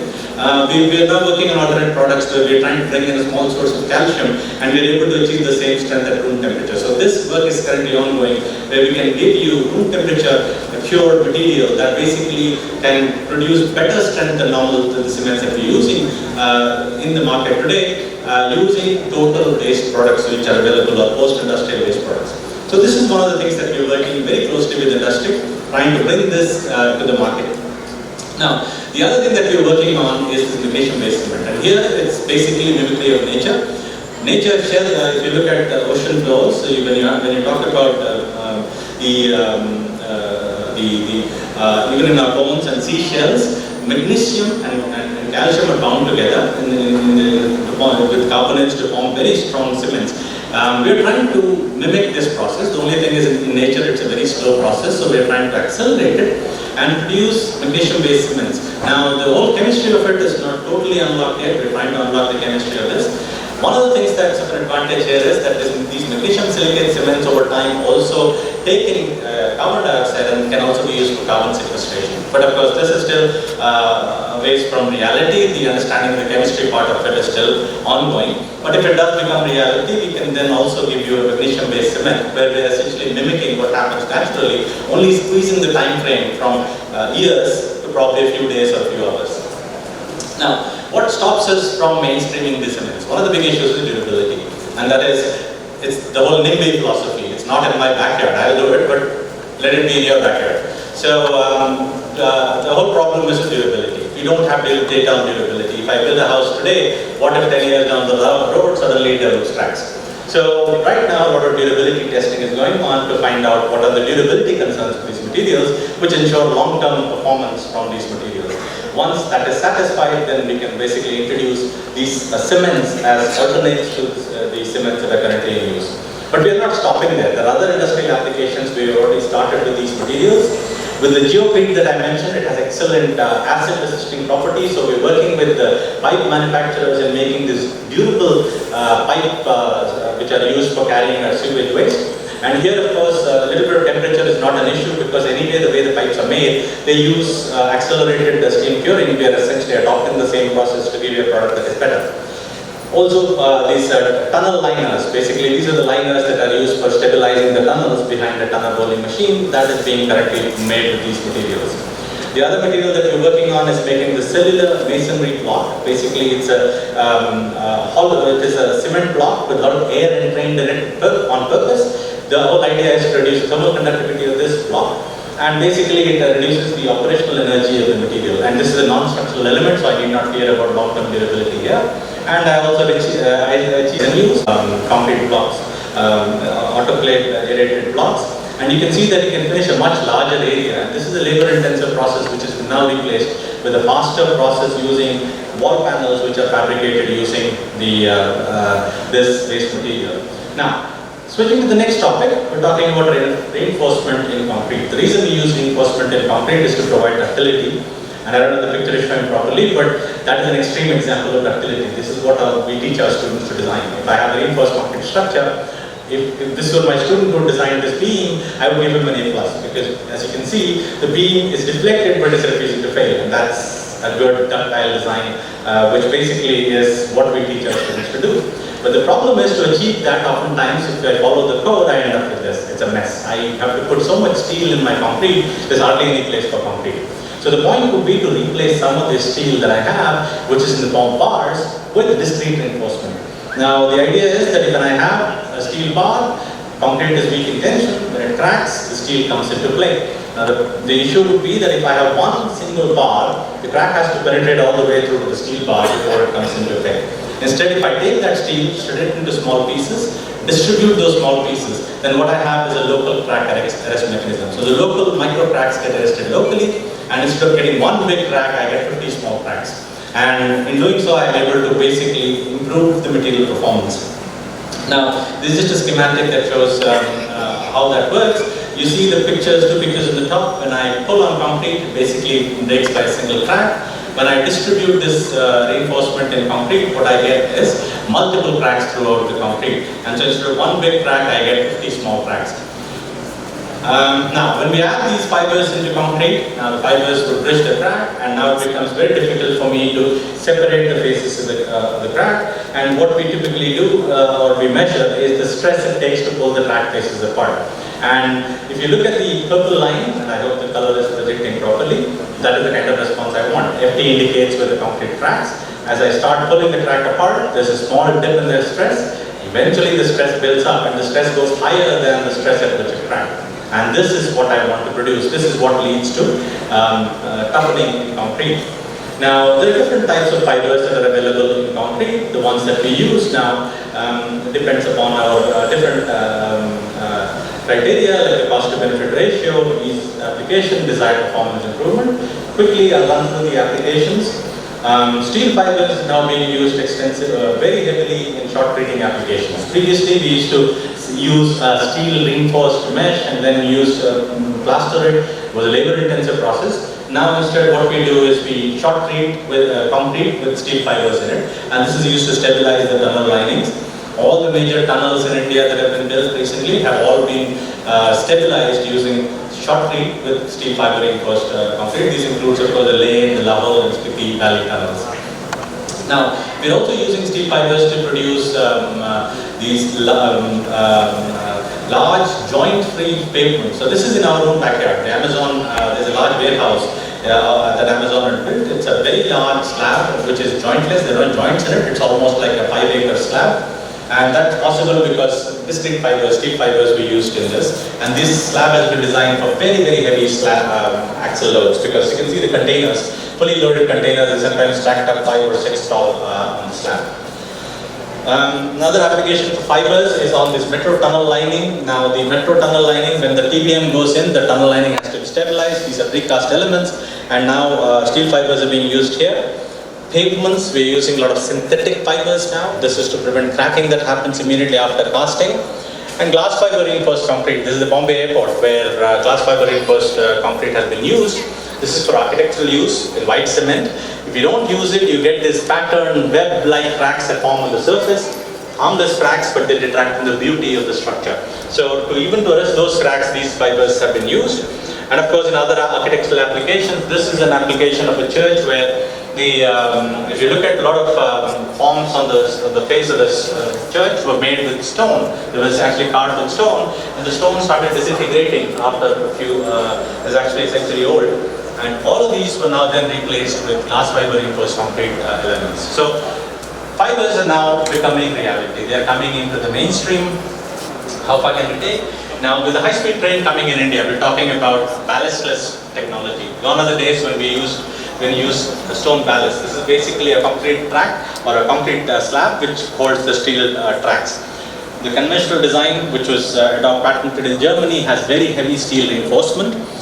Working with the designers, we were able to now incorporate microsynthetic fibers in there, cut down the steel requirement, and if you see those two rows of numbers, the initial steel requirement in the patented design had about 1350 square millimeters per meter of the track. That's a very heavy amount of steel.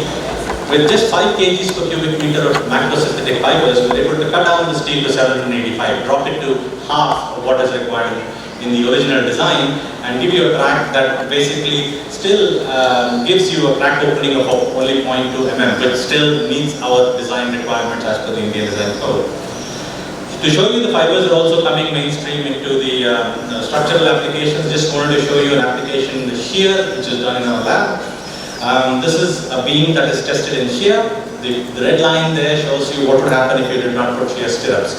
It's a very brittle failure. If I start adding fibers to it, I can basically start improving the strength, and I can also improve the ductility of the structural elements.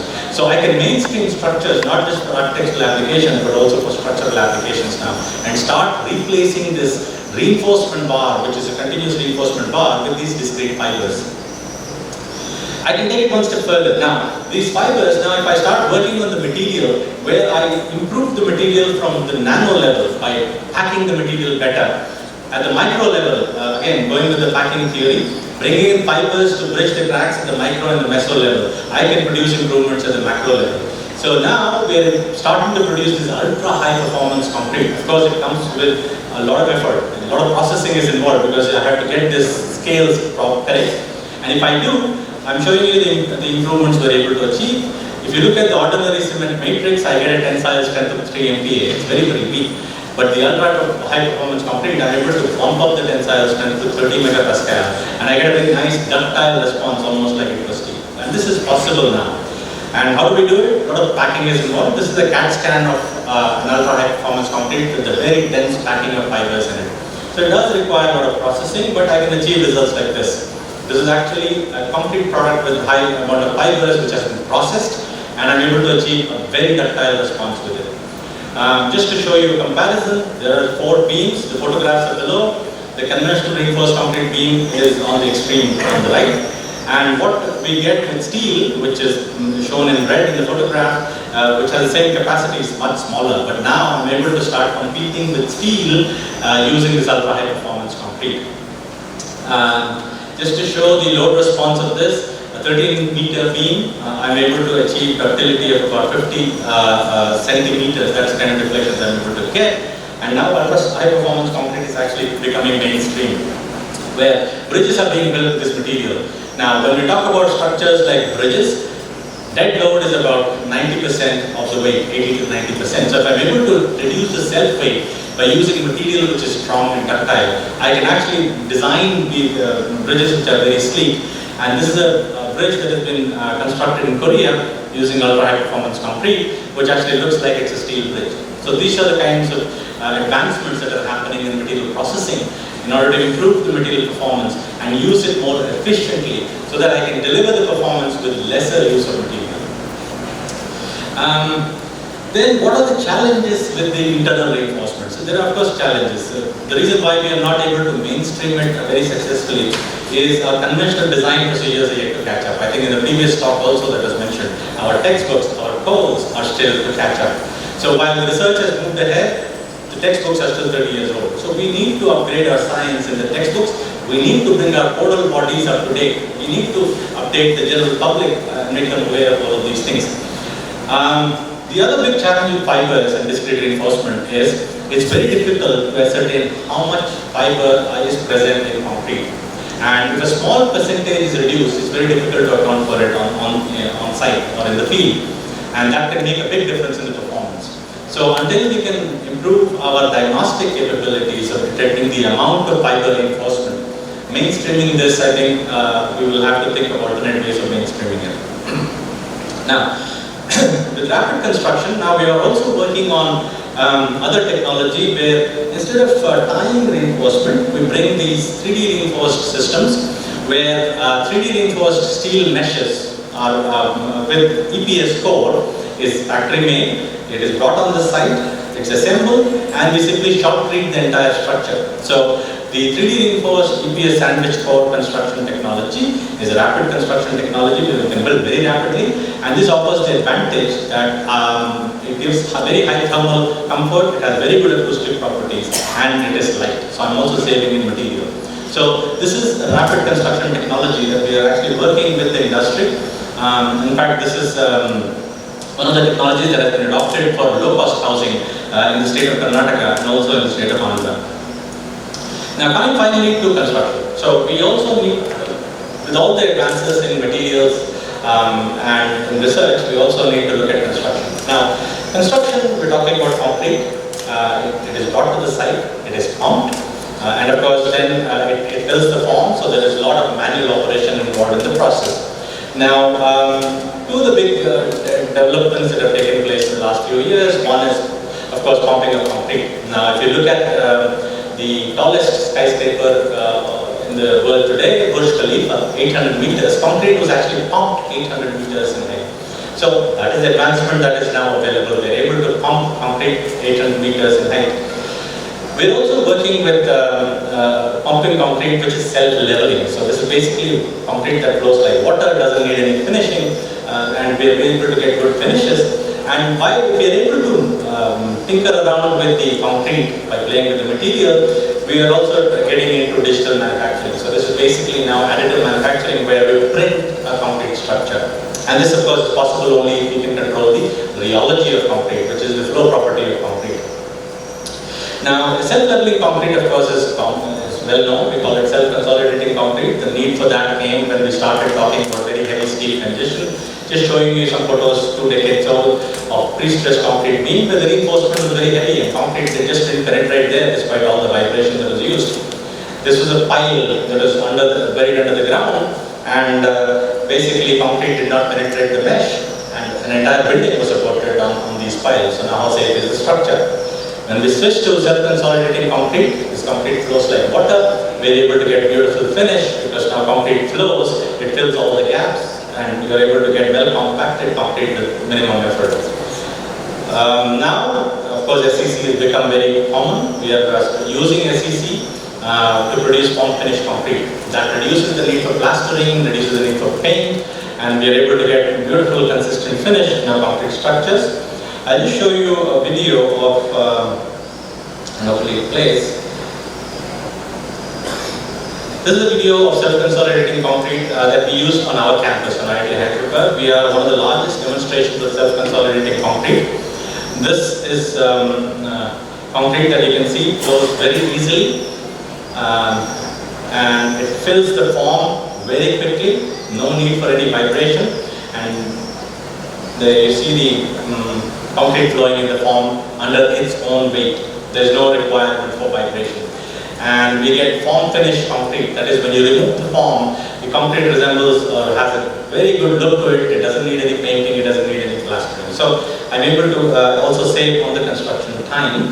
Now going forward, we've actually also managed to produce self-leveling geocrete. This is concrete made only using fly ash, which is alkali activated, and we are able to achieve strengths on the order of about 70 to 80 megapascal from this self-leveling geocrete. So that is the advancement that we pushed for on the material front.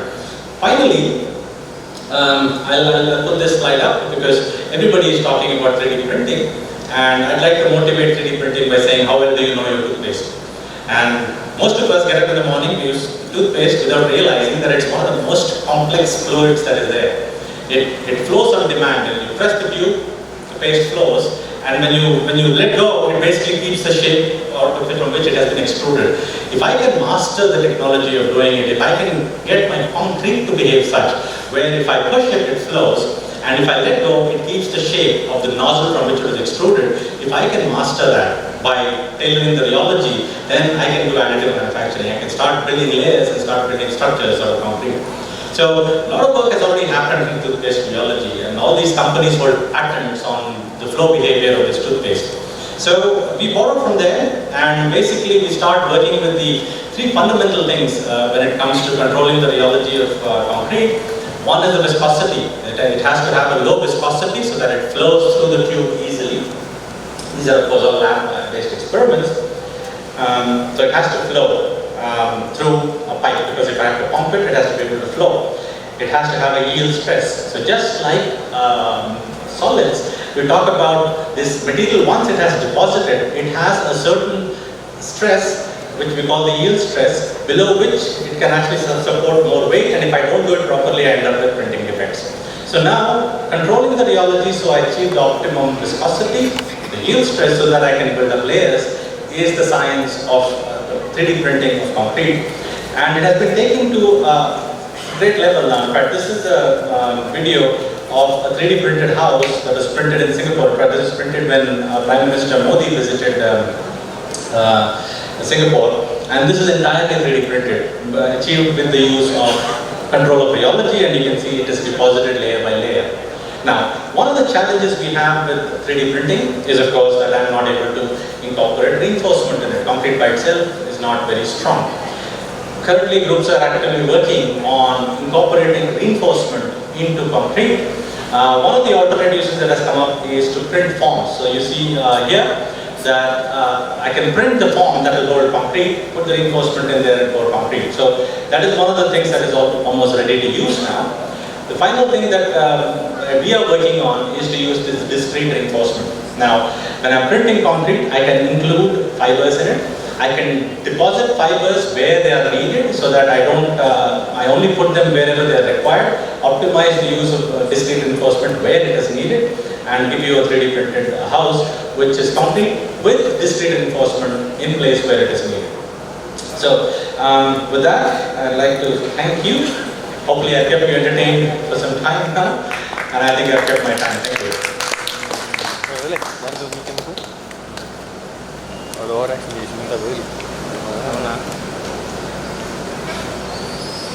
Thank you very much, sir, for giving us such an enlightening lecture on concrete and advanced concrete materials. Thank you very much, sir.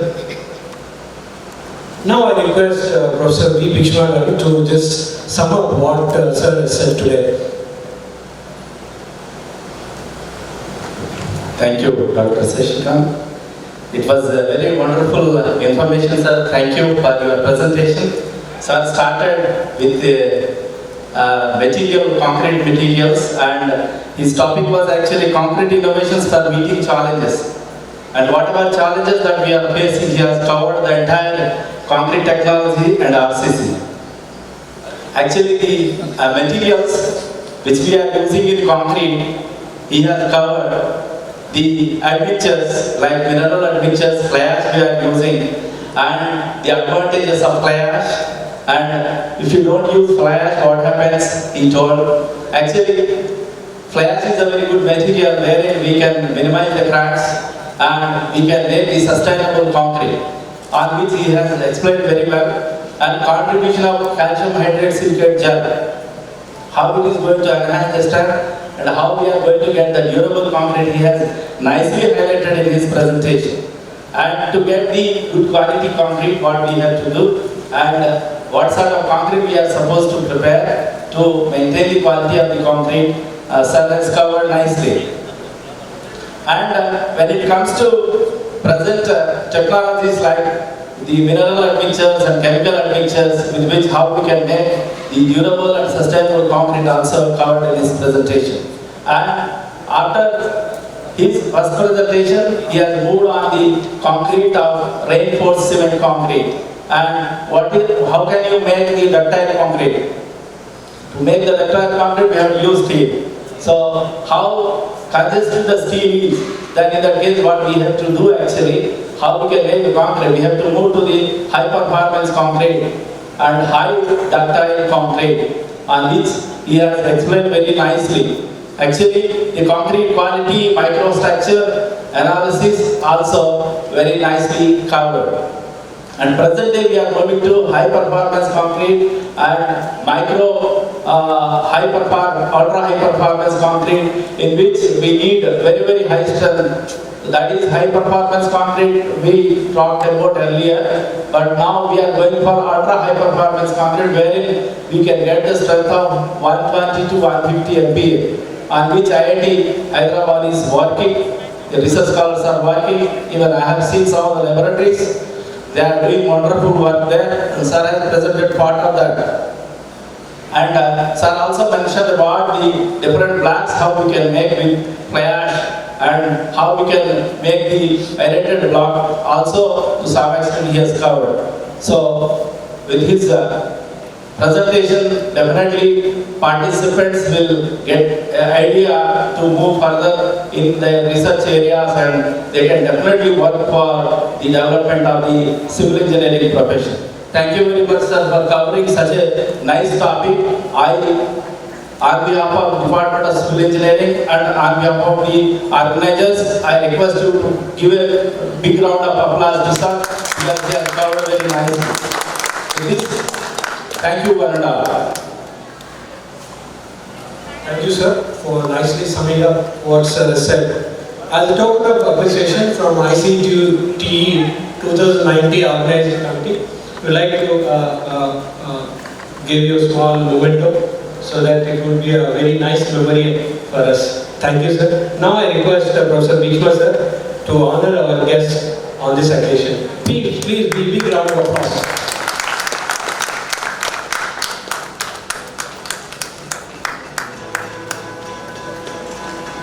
Thank you, sir. We are looking forward again such nice lectures also in the future. Hope you will be coming. I think there are two professors who never said no to coming to Usman University. One Professor KVL Subramaniam, sir. One Mr. Professor Madhav, sir. Whenever, whatever occasion it is, they have such a liking towards Usman University, they'll come, sir. So we appreciate, sir. Thank you very much for being here. Thank you. And now I request Dr. Malladri sir wanted to say something in a very brief, maybe not more than 5 minutes. Sir has a lot of innovative ideas. Sir, he is our alumnus in the year 19. He is from alumnus of our college in mechanical department, 1965. Please give a big round of applause to Sri Malladri sir. Sir is actually a proponent of very big concept of engineering mechanics. Sir, it seems, has some golden ideas on engineering mechanics. Now I request sir to just present his thoughts in a brief manner. Thank you. Dear friends, after 1965, I moved to IIT Madras as a technical teacher trainee. Actually, I wanted to go to IIT Delhi, but S.R. Valduri wanted me to be in the applied mechanics department in IIT Madras. So instead of doing turbo machines, I did my research in applied mechanics. I stayed there in IIT Madras till 1973, and then I moved to United States and worked with Ferdinand Frauenstein, father of modern kinematics, and Atmaram Soni in the field of mechanisms. Then I worked for, I got my PhD. I designed mechanisms for computer industry, then from ATMs which you are using every day, then for the railway equipment, then went back to teaching, then came back to India, and I made some serious observations about the teaching of engineering mechanics, and more importantly, assessment. I will be very brief. Today, we are giving grades for incomplete and incorrect answers. In US, there is no choice and the passing mark is 70. In India, on average, the choice is 50%, passing mark is 40%.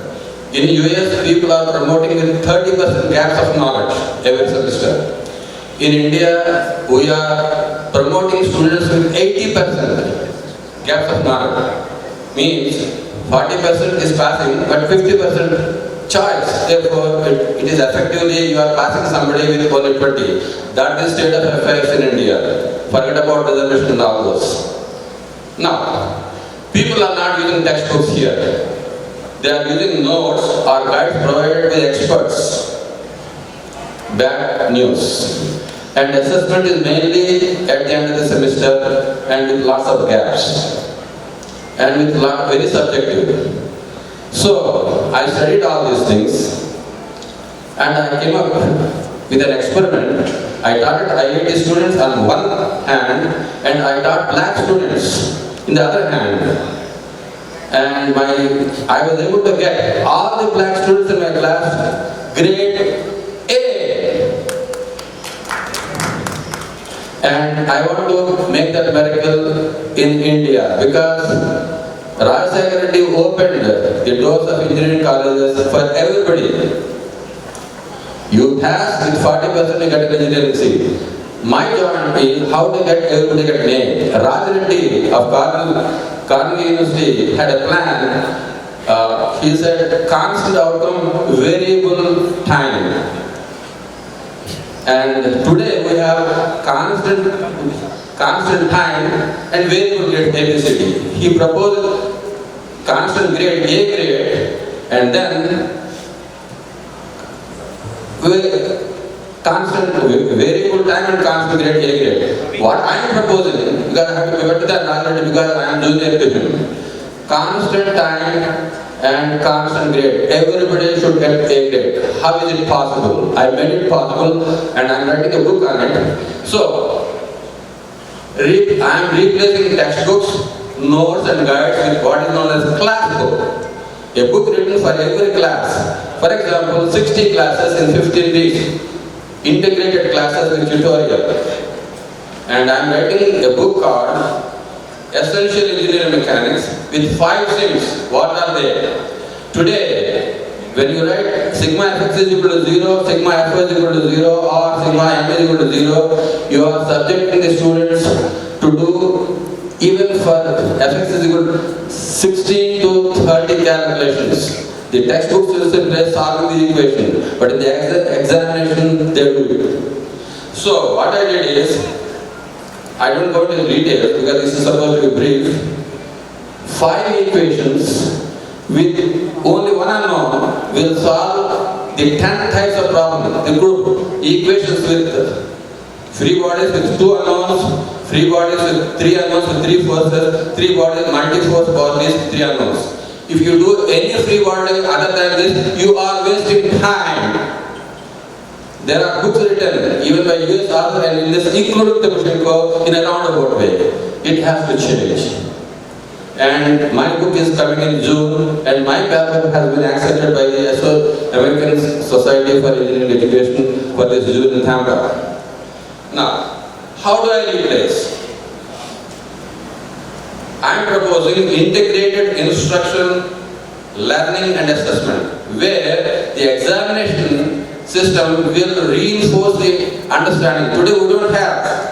Examination is pass or fail. But how do you make the examination, make the student learn more? Assessment in 5 steps.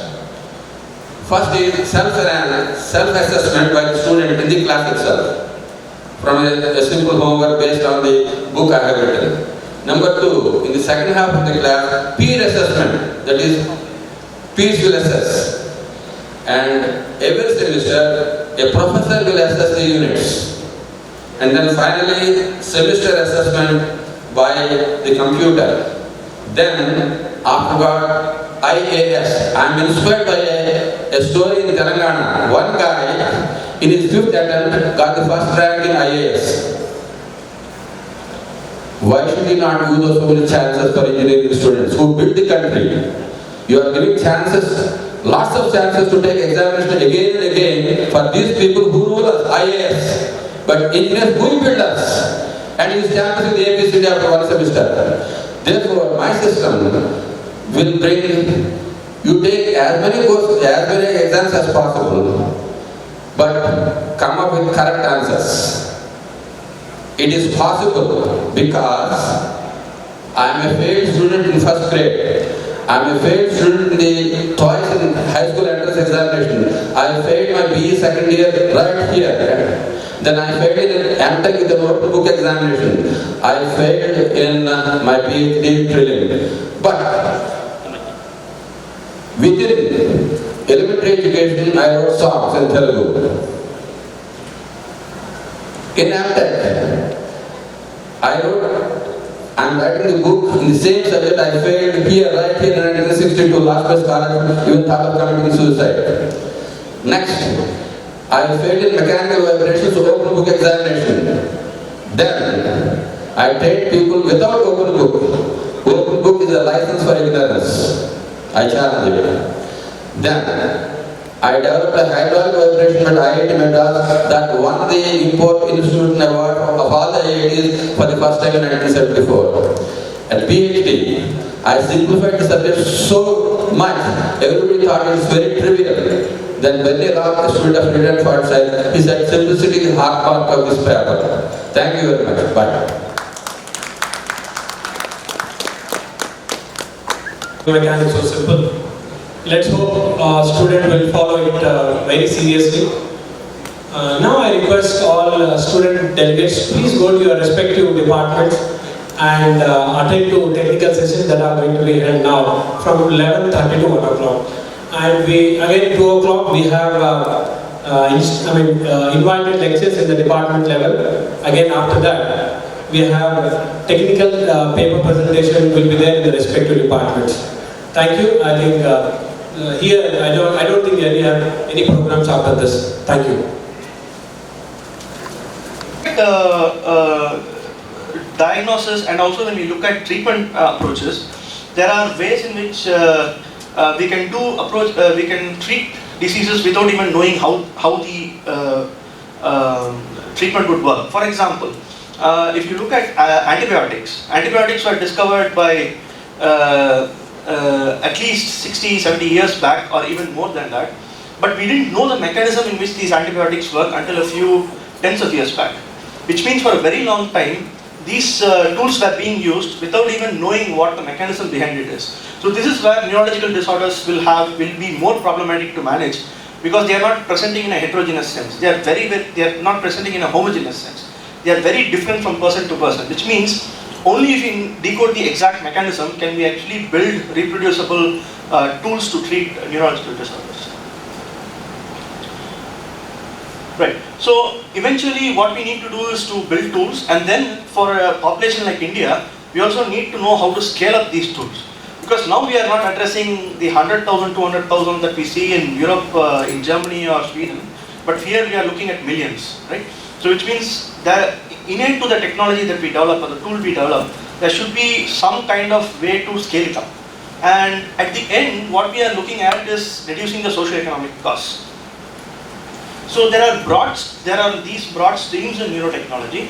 So some of it is more electrical engineering perspective, from the instrumentation and electrical engineering perspective, some more from the biotechnology perspective. So the first is neuroimaging and neuromonitoring. So this is what I will focus on today, both the invasive and the non-invasive kind. And then we have neuromodulation. So neuromodulation is when you interfere with the nervous system in such a way that you want to tackle a neurological disorder or a condition. And then the third is computational data mining, where we basically use signal processing tools and so on, or linear algebraic tools, to analyze the data to get some information which can then be used to do some diagnosis or to perform some treatment. And implant technology is now scaling up very fast with the revolution in the way in which chips are being made. So the chip design technology and the fabless chip incubators, these are all actually playing a big role in speeding up implant technologies. The last is pharmaceuticals. So that's the least thing I'll talk about. And in this talk, I will just focus on these two aspects: neuroimaging, neuromonitoring, and neuromodulation.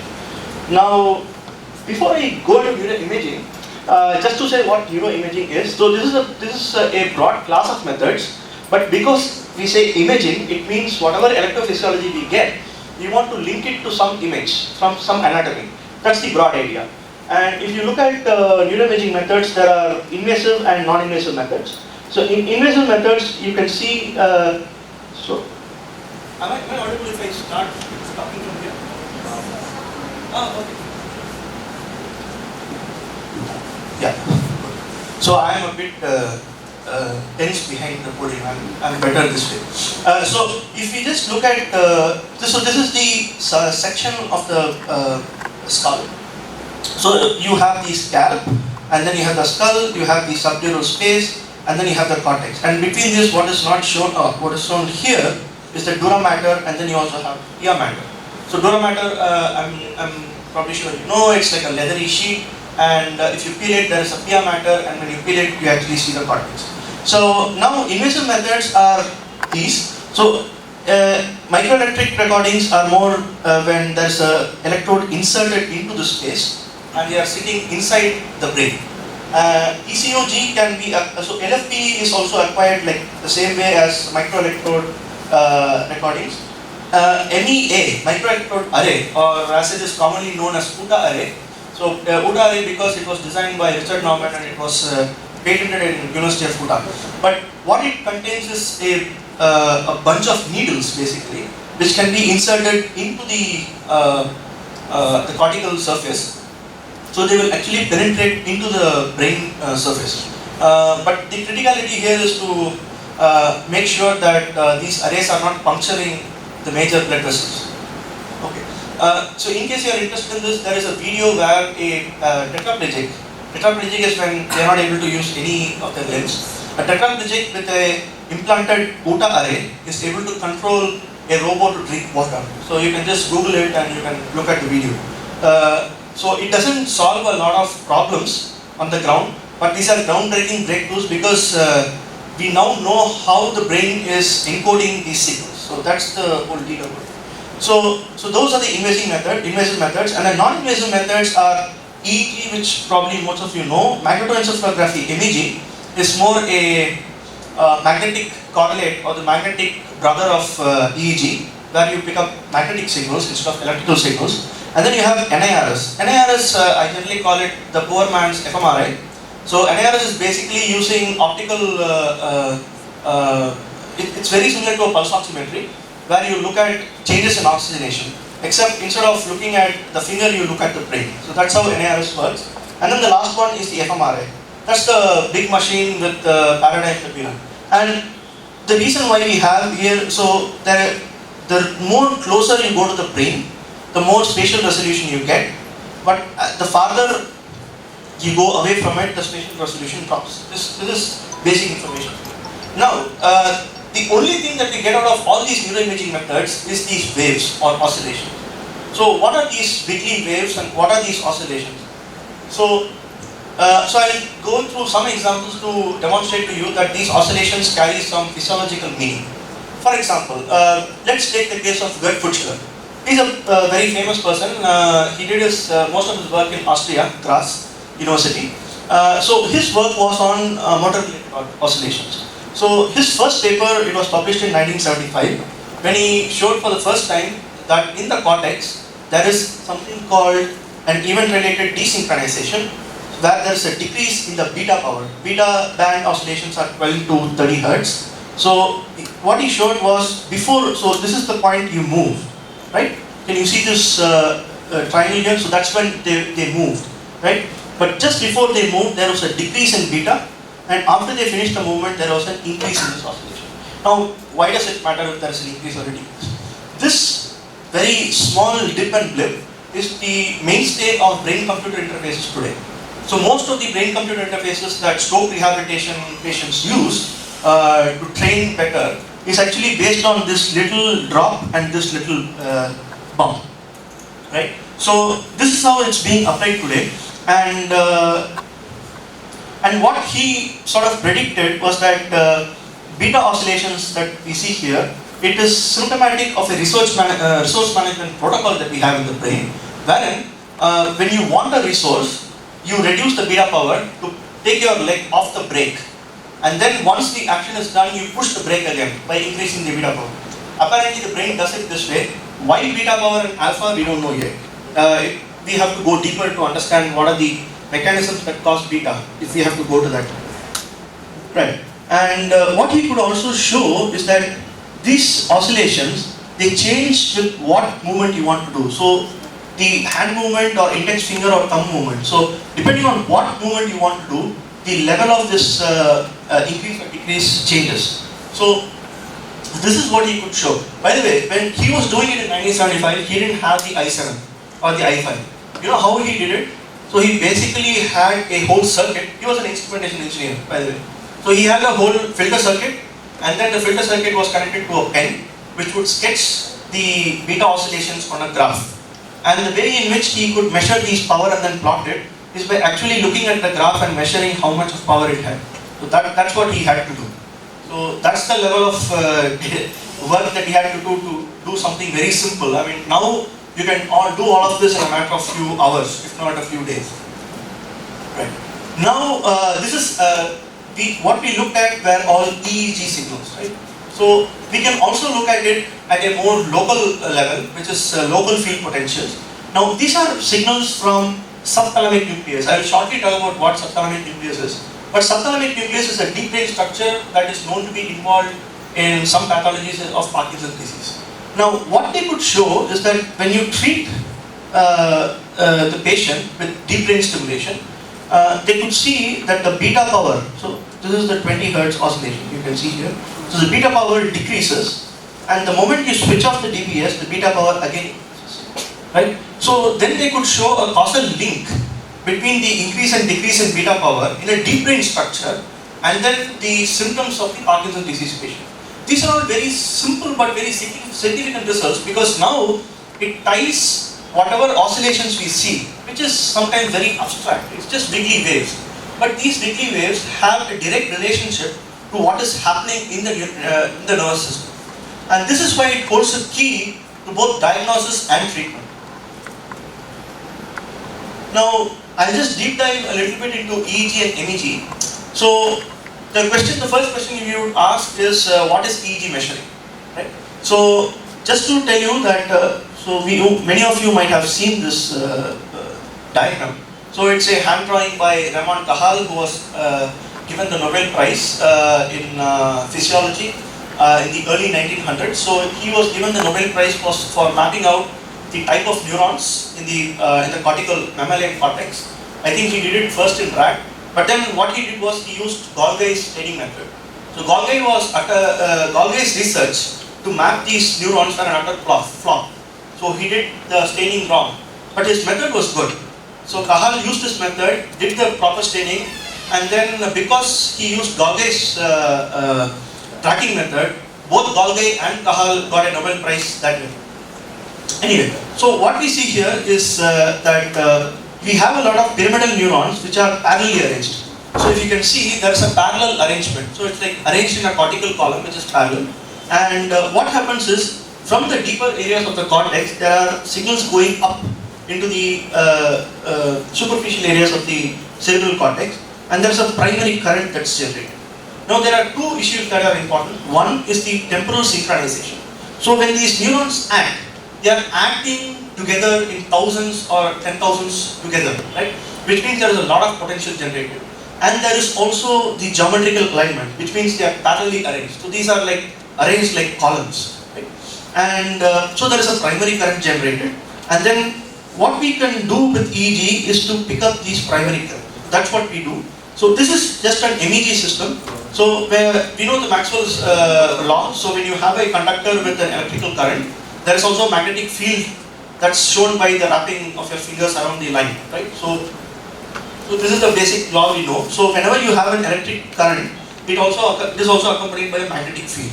So with EEG we can pick up this electric current or the difference in potential, and with MEG we pick up the magnetic component of this electric current. Right. And when I said neuroimaging, a lot of people tell me that EEG is not a neuroimaging modality, but there are methods in which we can take the electrophysiological data that get with EEG and then superimpose them with the anatomical data. Then it becomes a neuroimage, right? So there are mathematical and linear algebraic tools with which we can do it. Right. So this is an application of neuroimaging. So this is part of my PhD thesis actually. So this is what I did when I was in Denmark. So what we did was we looked at Parkinson's disease patients using MEG to understand what are the mechanisms of Parkinson's disease treatments. So just to tell you what Parkinson's disease is. So when we move, there are various mechanisms that happen. So when you want to just flex our muscle, there are two things that happen. One, there is an active contraction of the flexors, right? The flexors actively contract. At the same time, your extensors passively relax. So there are two things that are happening, right? So this is what is signified by the direct and the indirect pathway. So one is a channel for active motor paradigms, and the other is a channel for passive motor paradigms, right? So these are two pathways that we have. I will not go into the specifics here. And there is also a hyperteric pathway. A hyperteric pathway is said to be a pre-inhibition pathway, basically. So you can see here that the direct and the indirect pathways have to act in a unison manner. So they have to act in sync, basically.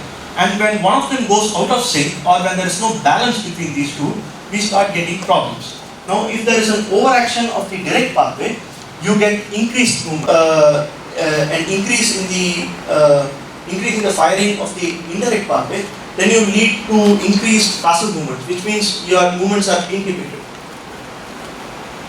So, few words about Parkinson's disease. So, Parkinson's disease is mainly characterized by the motor problems. They also have sensory problems, cognitive problems, and also sometimes even psychiatric problems. And currently, what we do is they arrive here at the clinical ward. Then they start getting some of these tremor, bradykinesia, and so on. So once they have these symptoms, they come to the hospital, but they might have had many of the other symptoms at least 15-20 years before the onset of this particular disease, right? So when they come in, they are given levodopa, which is the standard dopaminergic medication.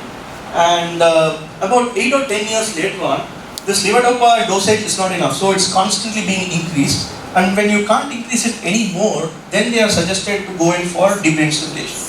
So deep brain stimulation involves placing an electrode in a deep brain structure. So it is done in two places. One, it could be the subthalamic nucleus or the globulus pallidus internal. So one of these two deep structures, they go ahead and place it. And we know that it works. We know it works. Like I said before, we know sometimes that it works empirically, but we don't know how it works. And this is what we wanted to study. So these are actually some famous cases of Parkinson's disease. A lot of you know who this character is. It's Muhammad Ali. And you can see a very persistent tremor on his on the hand which he is not using. That's a standard rest tremor you can see. It's called a pill roll tremor. So, and they sometimes have faces which are blank. So they can't really show expressions on their face. And this is James Fox. He is a very famous actor in Hollywood. And he also, he has Parkinson's disease, by the way. I think he is even implanted, but you can always see when he is talking, he is having these jerks in his thing, so he keeps doing things like this. So these are hyperactive direct pathway, which leads to such jerks when you are talking. So these are unintentional. And it's been 200 years since James Parkinson wrote his seminal essay on shaking palsy. And there are actually reports that this was also, some of the symptoms of Parkinson's disease was more systematically explained in Charaka's books. And it was actually published in Movement Disorder. Right, now to the therapy. So it was somatosensory evoked fields. Now, just to tell you in a word what somatosensory evoked fields are, so we stimulated the median nerve that's near the wrist. And we know about 20 milliseconds after we stimulate, we get the first impulses in the cortex. What we did was, using signal processing techniques, understand how the brain is reacting to these signals after this happens. Now, what we then did was to compare what is happening when the DBS is on, when there is the washout phase, and then the medication. So this is the paradigm that we have. And when you do median nerve stimulation, about 20 milliseconds after you do, this is the arrival of the stimulus at the cortex. And then, so these are all frequency components that we generally see. So what we could see is that when deep brain stimulation is on, the gamma range power, so when I say gamma power, it's about 31 to 40 hertz. So the gamma range power was low. And then it was going on falling during the washout phase. But when we get the medication, there was a sudden jump in this power. So why is this important? It is because we know that gamma power is So we know that gamma power is a symptom or a correlate of the underlying spiking activity, which is the basis of neuronal computation. So when there is a change in the gamma power, we can actually deduce from it that there is a change in the activation patterns and the spiking patterns which underlie these gamma power. And that is why we think this is interesting. And because there was a difference in how deep brain stimulation and medication changed gamma power, we think that this might show that there is a differentiation in how DBS and medication works. So this is one example how we use neuroimaging. The other next example I would go to is use of neuroimaging in epilepsy pre-surgical workup. So epilepsy patients are first treated with anti-epileptic drugs, AEDs. There are a lot of classes of drugs that can be used to treat epilepsy patients, but some of them are intractable, which means they can't be treated with these drugs. then what happens is they generally go into a, let me just show you. So I don't have the slide, but what they do after that is that they go to implantation. So what they do is, I told you about ECOG, electrocorticograms. So what doctors do is to create a tiny burr hole, and they will slip in these electrocortical grids, ECOG grids, around the area where they think there is a epileptic foci. And then the patients remain with these grids for a month or sometimes a week, and then the data is recorded, and once these epileptic foci are found, then the resection has to happen, right? So this is how it is done.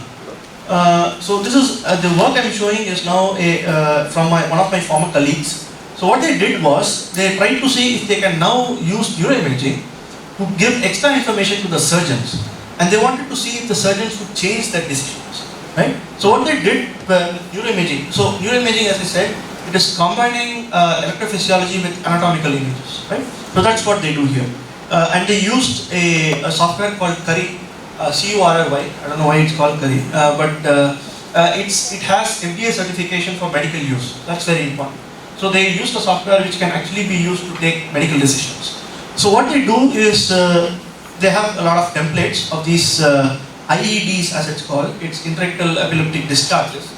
These are like spiky activity that happens. This is very symptomatic of epilepsy. So they picked up these, and then check. So and then what they did was they recorded this with MEG and EEG, right? There's a reason why they recorded with both. It is because the kind of signals that EEG and MEG pick up is slightly different.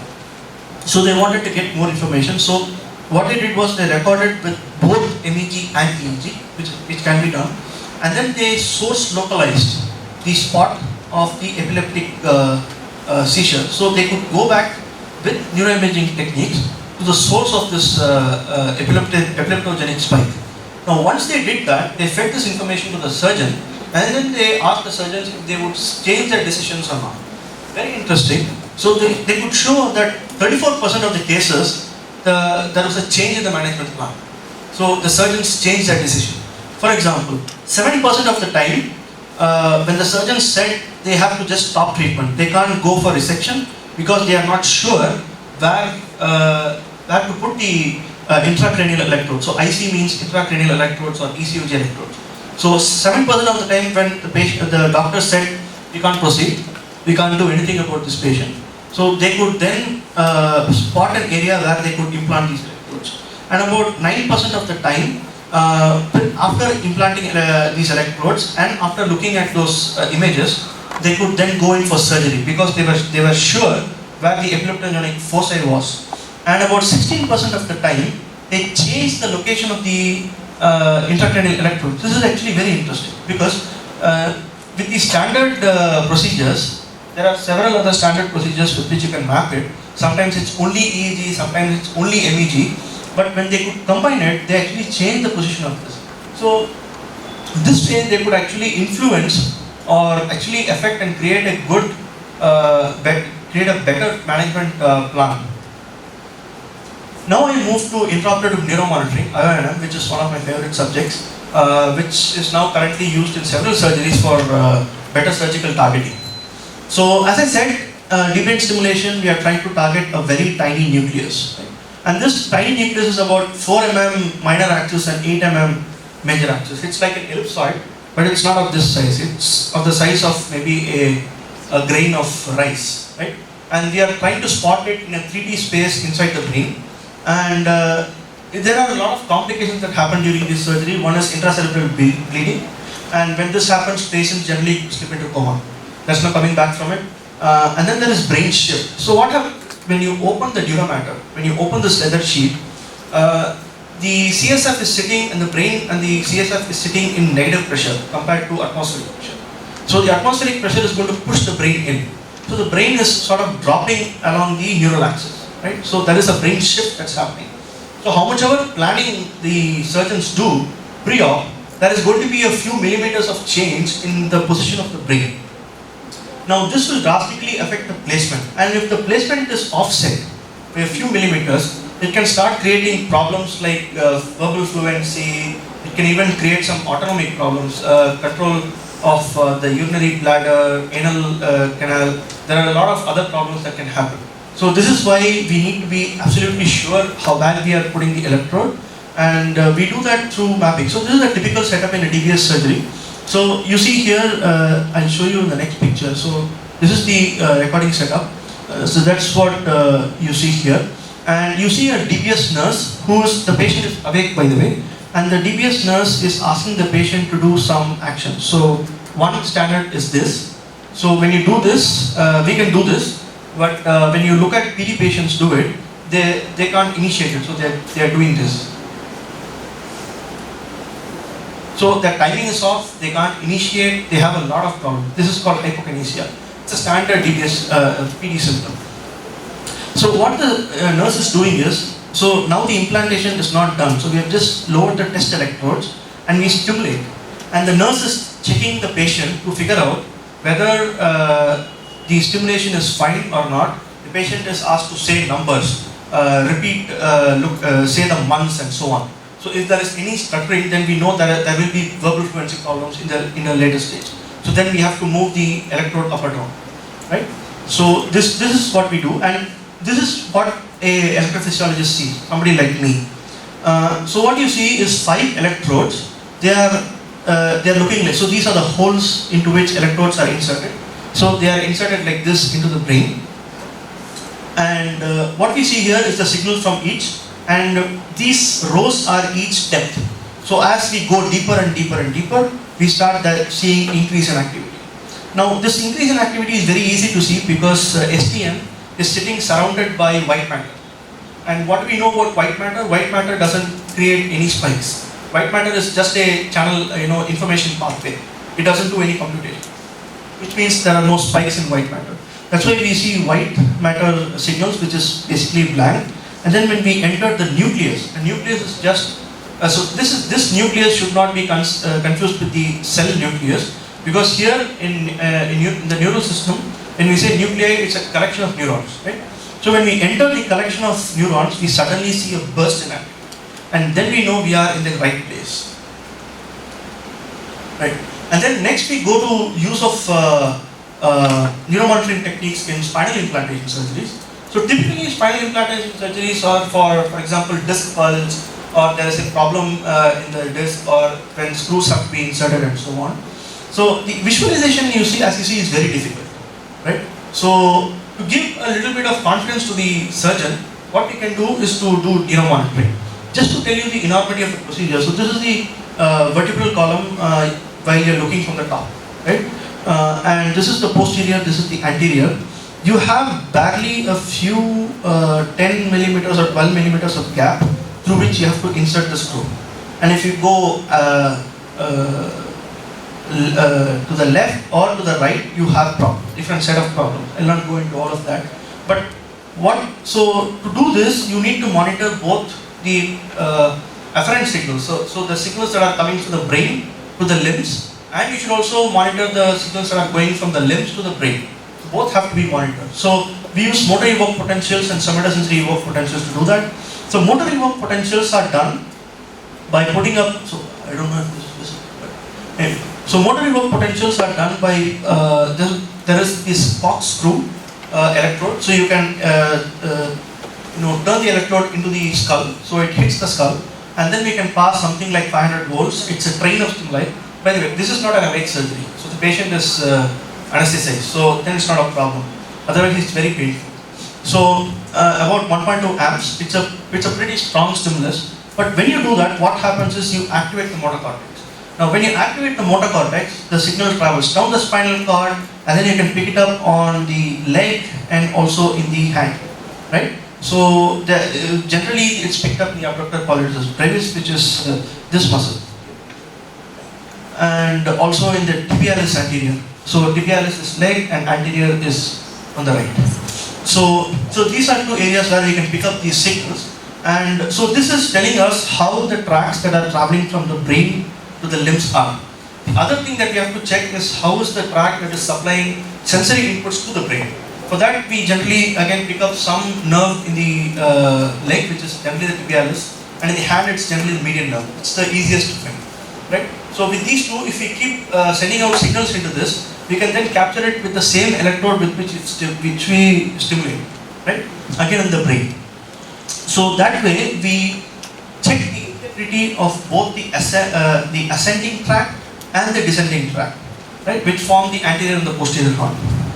So with this we can give the surgeons a little bit of extra confidence in even operating some very sophisticated cases. That is where these techniques can be of enormous help. Right. So the research outlook. So what are we looking at in our lab now henceforth? One is using neuroimaging to develop prognostic and prescriptive tools for stroke rehabilitation. So this is a device that is being developed by a company called BME. It's a startup now incubated at CFHE, the Center for Healthcare Entrepreneurship here at ICETE. So it is basically gamified stroke neurorehabilitation. So what we are trying to use now is use these neuroimaging techniques to figure out how this neurorehabilitation is working. Because obviously, as I told you, the stroke is also presenting in a very heterogeneous format. So patient to patient, the nature of stroke, the symptoms that come along with it, and the speed at which they recover, everything is very different, right? So what we do is using the neuroimaging and the other electrophysiological techniques, we now want to figure out how or why some patients are improving fast and why some patients are not improving fast. So this is what we are trying to do. For this we are partnering with BME. And as far as IONM, we are going to start and try to build decision support systems for neurosurgeons. So generally in a neurosurgical ward, there is a neurophysiologist. But in developing countries and especially in India, there is a huge dearth of neurophysiologists actually. So this is where we as engineers have to chip in. Where if we can build some basic signal processing based support systems, this will bring down the cognitive load on the surgeon. The surgeon does not have to keep looking at the screen every single second. So we can build in alarm systems to warn the surgeon, and they have to stop and actually look at the signals and maybe retract. And so that's one area we are trying to look at. The other one is neuromodulation. So neuromodulation, as I said, is how we try and interfere with the brain's working. It can be invasive or non-invasive. We are trying to look at non-invasive neuromodulation techniques, which is transcranial electrical stimulators. So with this, what we can do is modulate the brain activity. And as I said, the brain activity itself is a correlate of what is happening in the brain. It's a correlate of the symptoms, it's a correlate of the disease, and or the healthy brain. It can be either. Right? So with this, we can try and modulate the oscillations, which will then innately interfere with the working of the neuronal populations underneath. Right? So that's what we are trying to do with this. And with this, we are hoping to address epilepsy. Epilepsy, as you know, is the most prevalent neurological disorder which are reported. So in reported category, epilepsy is the highest, after which it's stroke. So these are the top two neurological disorders we have. And so neuromodulation techniques can actually help work as an adjuvant therapy for intractable epilepsy. So when patients who are not really responding that well to drugs, they can be put on neuromodulation or neurofeedback treatments, with which they can, the rate of recovery or the response to the treatment can be actually made slightly higher. And so thank you, that comes to, so I have now come to the end of my talk. So a special thanks to a lot of patients who persevere through very, very bad pathologies to help us out in acquiring data, which actually form the root of all the analysis and the decisions we come to. And just to tell you, this is patient M, as he was famously called. He is the most studied patient in neuroscience history. I would really ask you to look him up. He is a very, very famous patient. Thank you. And I'm open for questions.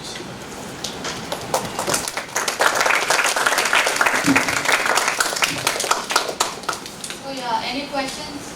Sir has done his BTech in electronics and then he's gone to do his PhD, and now he's into neurosurgery and stuff, which is, you know, interesting, complicated and dangerous, we can say. So any question into any field, it's fine.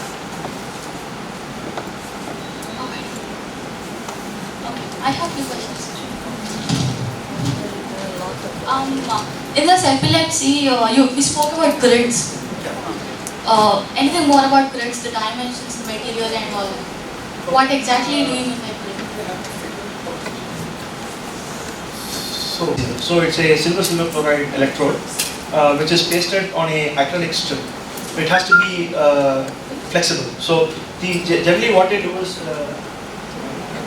but what happens is they dig a burr hole in the skull, and then the burr hole is not more than this big, right? So what they do is they insert strips of these ECOG electrodes into the skull, so it has to be helical as well. And then generally there are these wires that come out of the scalp itself. So it is basically AGNTCL electrodes which are placed on flexible acrylic based sheets. That's what it is. For the hernia mesh and stuff, sometimes, like very rare cases, we might have an infection. Right. So then you remove the mesh and do something. Yeah. Right? There it's fine if you remove a mesh. Here, if at all we have anything, do you remove the grid? What do you do next? Yeah. So infections are a very big problem.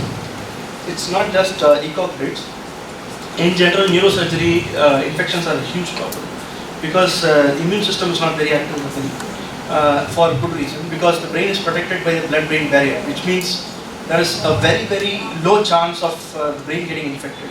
But when you open it up and expose it to air, then obviously you open it to a lot of risk. That's actually a fatal risk. ECOG grids, so that's why patients who are implanted are generally kept localized into a specific ward. It's not completely sterile. They can walk around with these. So it looks like actually hair hanging out of their scalp. So it's pretty long wires which we have to manually connect to run these tests and experiments. So it is a huge risk actually. What is the protocol? What do you do? You remove the grid. There is no chance of infection. So the idea is to stop infection at any cost. So if the infection happens, the grid are not the first problem actually. So they have bigger problems. So the protocol is they are kept localized.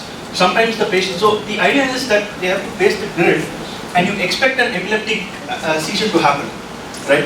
So that's why they are constantly getting recorded.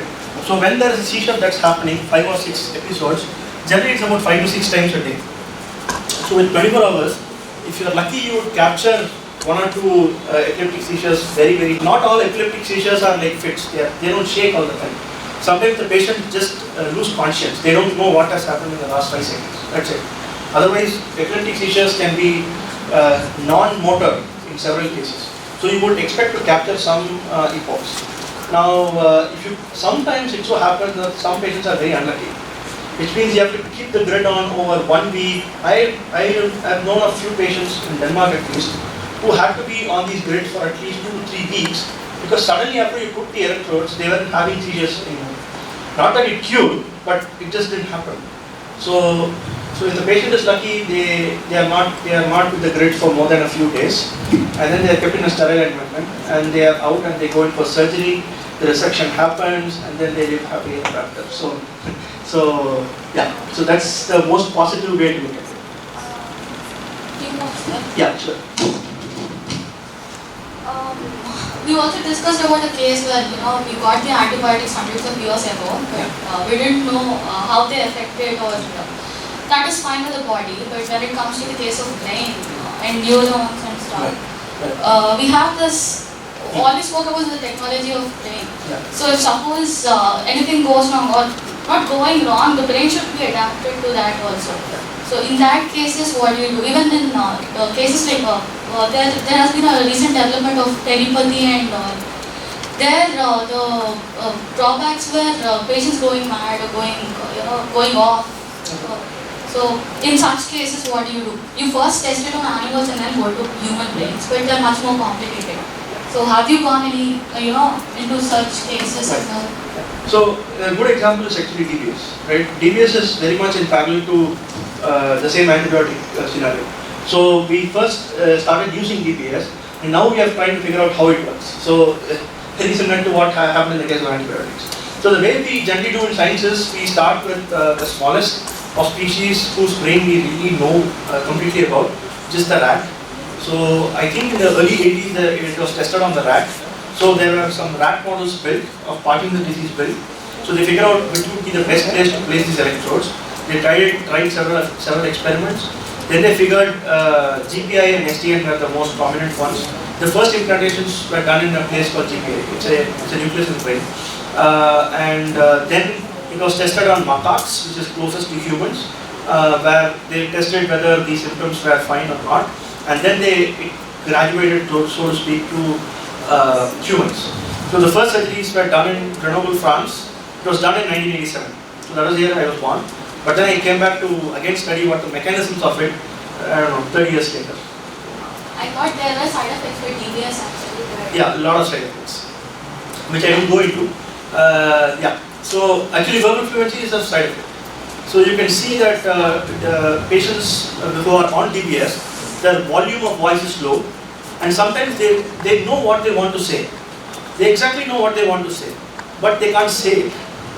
So that is a problem in the link between the generation, the vocabulary generation, and the actual motor movement to produce this sound and the words and the voice. So this link is somewhat distorted because of DBS behavior. So yeah, so there are a lot of side effects. Last question, sir. Sure. For the Parkinson's stiffness, okay, there were two things we discussed. One is you told there are about 15 to 20 years before the symptoms appear. Is it also 15 to 20 years, and what are the symptoms? Right. So those are more what are called subclinicals or clinical symptoms.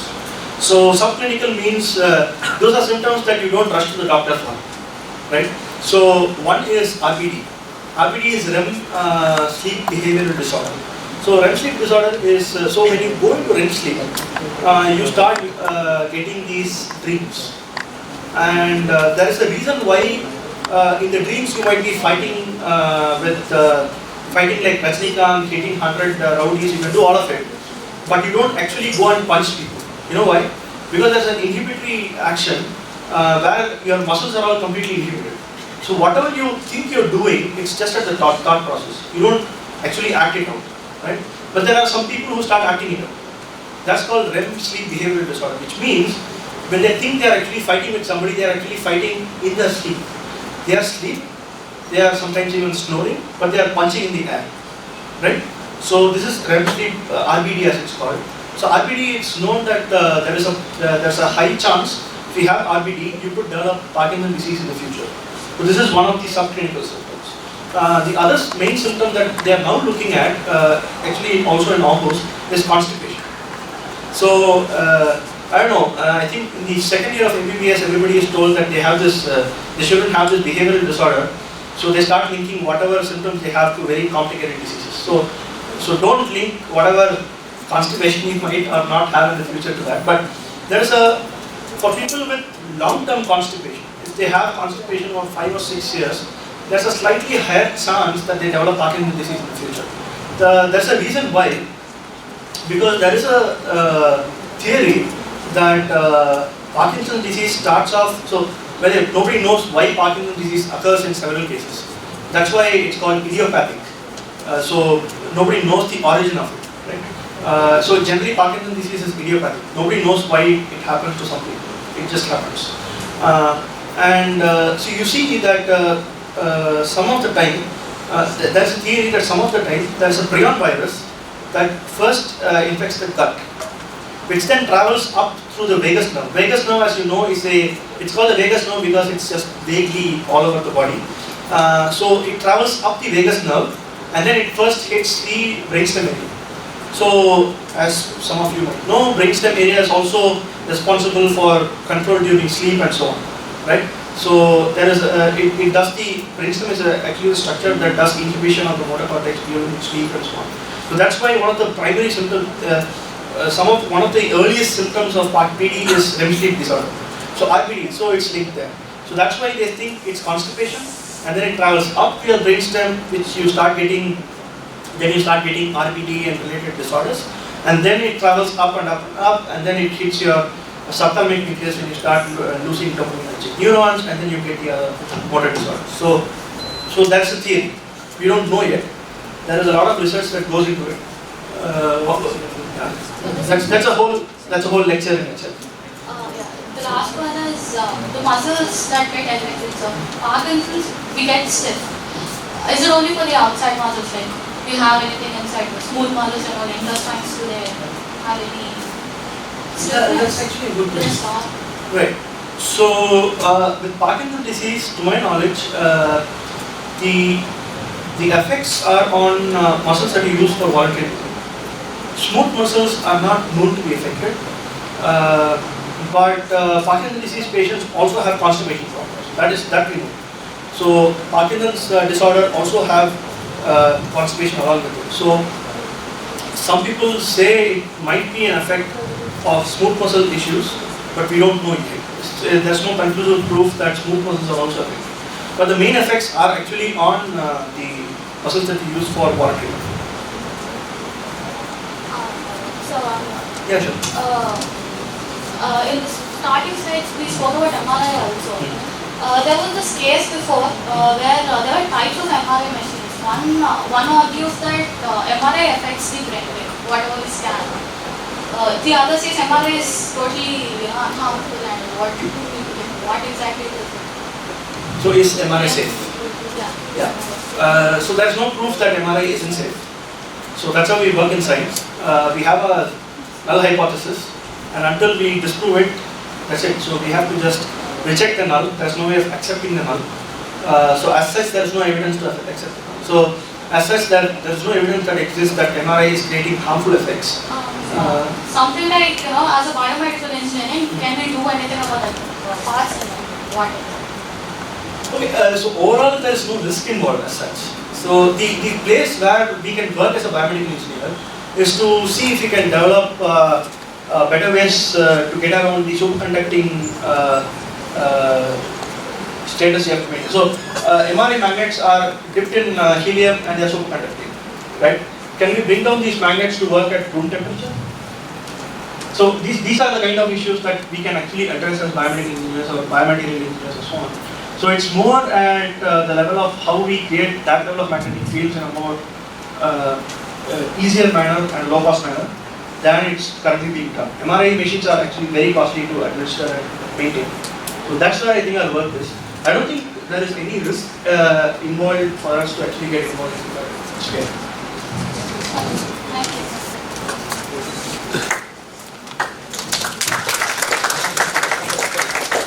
Any more questions you want to ask? Okay. Okay, one hand went up. We watched a documentary about Parkinson, how we can kind of solve this problem. And as far as I have understood that, we have two approaches to solve this problem, or to try to solve this problem. One approach is what I can call the top approach, that is to kind of use simple language, fixing the problem from the source, that is from the brain, the process you have just described, implanting some electrical rods that will kind of neutralize or fix the signals going to, in a random fashion that way. The other approach, which is more easier, and I have seen some products of it, is that what I can call a bottom approach, for example, because this was fixing the problem from the source, and the other method is letting the problem and going to fix the problem at the end stage, that is from the limbs side. That is, for example, what is shaking, or what do we like not to shake?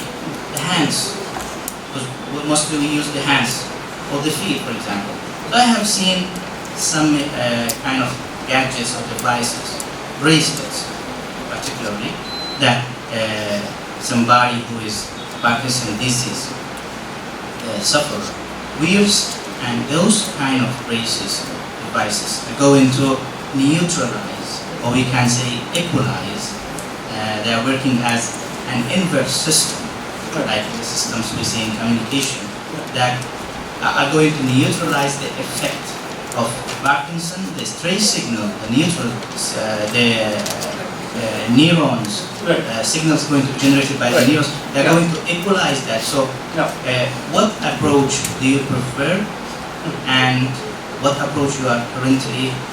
I came late, so I didn't see the whole presentation. Yeah. What approach you are following? Right. So I understood the question. So this question Thank is you. to be attacked at the central nervous system level or at the peripheral nervous system.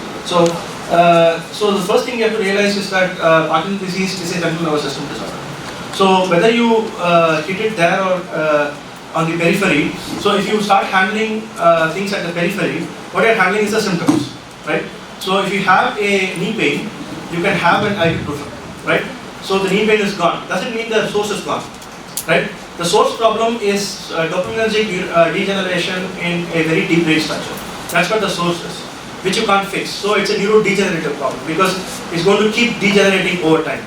So if we can handle it at the periphery, there are ways to handle it at the periphery, but it's generally not that useful. The reason is it's degenerative and it's a central nervous system disease. So it has to be handled at that level. Sometimes it's unfortunate that some patients can't be treated at the central nervous system level. So then they are treated with whatever best care they can be given. But I think because it's a central nervous system disorder, it has to be handled at that level. We can have a lot of devices. So there is actually a symptom called freezing of gait, which can be handled at the periphery. Doesn't mean you solve the actual root cause. Root cause is still there. So you can't really solve the root cause, but you could make some of the activities of daily living of some patients better. Again, there can be a lot of heterogeneity of how different patients react to it. So that would be my answer to you.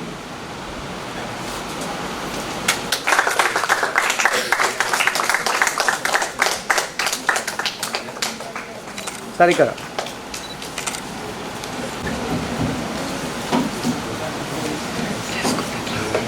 The second talk, we have Professor Arun Tiwari sir here. I'm really very excited to have him here actually. A scientist, a professor, and an author. He kind of believed in biomedical engineering. He's into it very much, and he, makes his promise that we're going to stay back in BME. He also guides us, in various ways. He's already always available for us. And so to talk about his background again, he's a scientist, author, and a professor. He's grounded in the pursuit of bringing human patients up to normal by application of technology. He emphasizes that it is important to restructure the biomedical engineering education so that it takes the students to industry rather than become redundant itself as an academic discipline. So now, Sir is going to talk about biomedical engineering 2.0, which is about taking medicine from do no harm to do good. So please, sir. As she very kindly said, I am a champion of biomedical engineers. So whenever I meet biomedical engineers, I tell them that you are very blessed people, you are very special people. The problem is that society did not recognize biomedical engineering the way it should have been. And whenever you work in a hospital, you are always intimidated by the medical professionals. So this is a serious problem. But nevertheless, biomedical engineering survived, biomedical engineers flourished, and a time has come now when biomedical engineering is going to take a central stage. And what I thought is that I will share with you next half an hour, 45 minutes, what is going to happen. And I named it as Biomedical Engineering 2.0.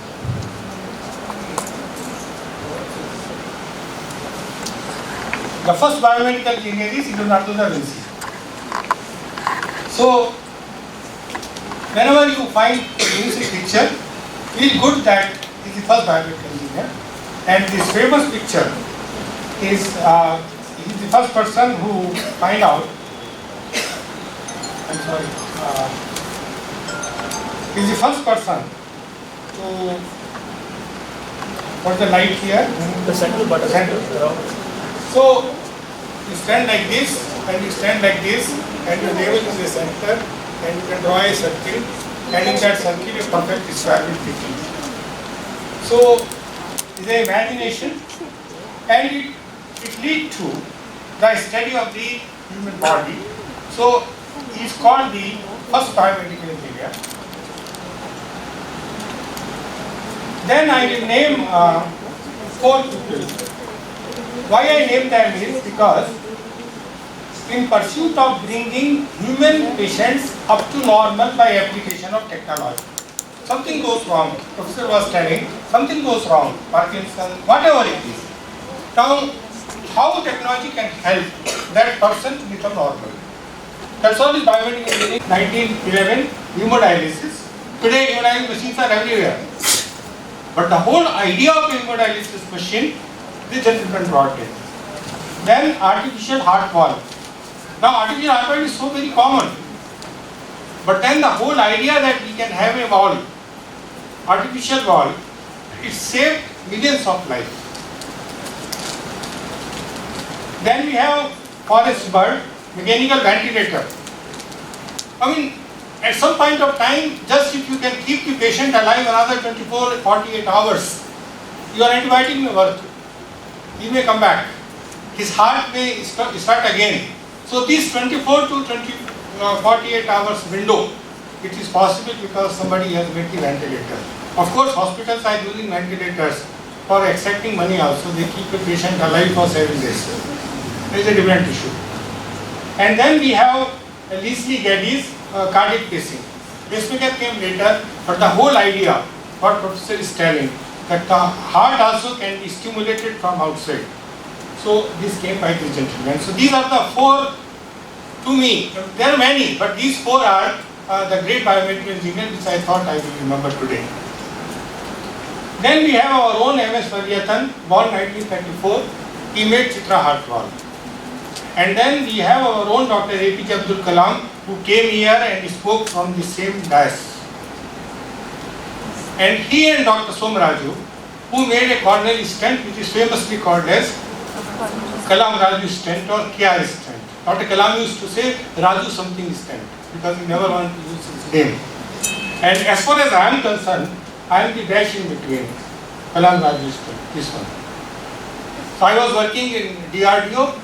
And then this question came that why don't we do something for larger good of the humanity, and I was given this task and I succeeded in making that special metal. And then Dr. Somaraju told me, he is such a good guy, why don't you allow me to take him out? And Dr. Kalam says, take him, without even asking me. And then I resigned from government job at the age of 42, now I am 64, so I survived.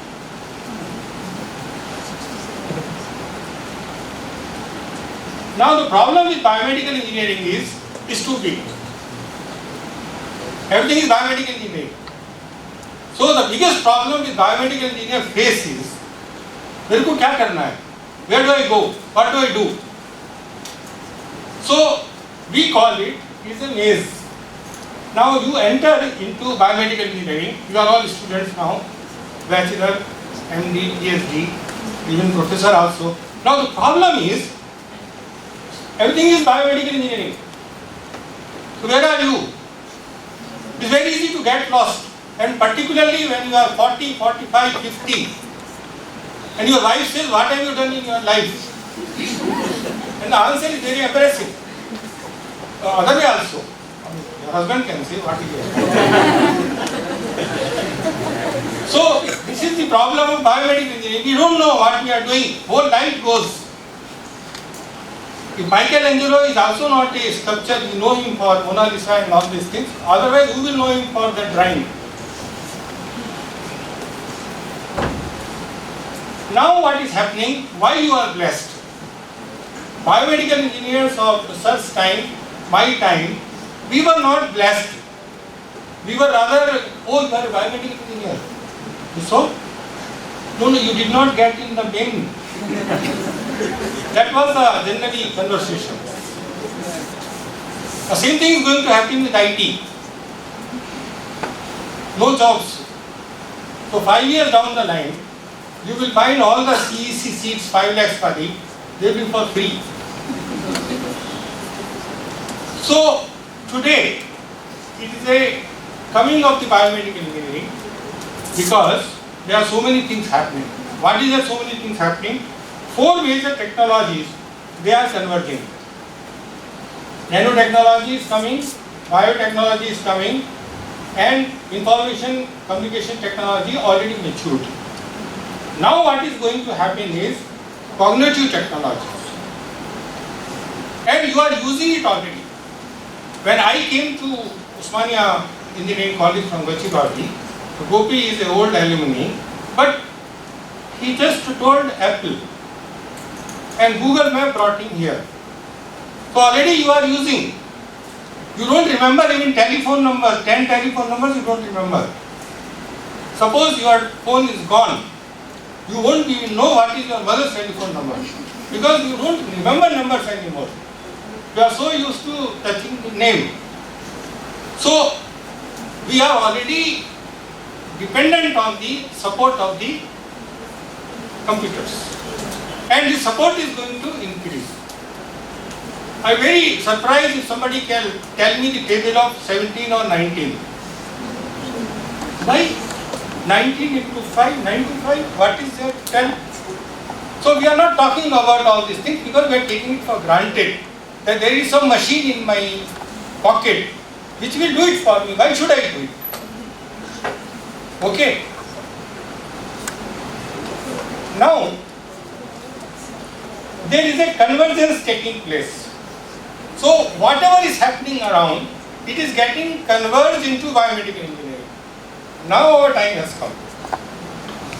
Because whatever is happening around is basically converting into biomedical engineering. We have a senior professor and am I talking sense, sir? Whatever is happening is converging into biomedical engineering. So they are very exciting times. A lot of things can be done. So 4 things let us see. What is interesting? One is that it is possible to edit genome.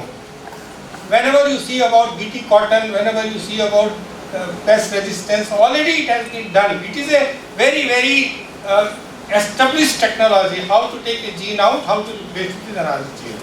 And in few hours time, everything is changed. You are fine. So in human being also it is going to happen now. Then we are having molecular imaging. Every hospital is having PET scan. And there is another problem. In high-tech city itself, there are 20 PET scans. So, suppose by mistake you say, I have a headache, they will say PET scan. It's another problem. But molecular imaging has come. And it is going to go beyond PET scan.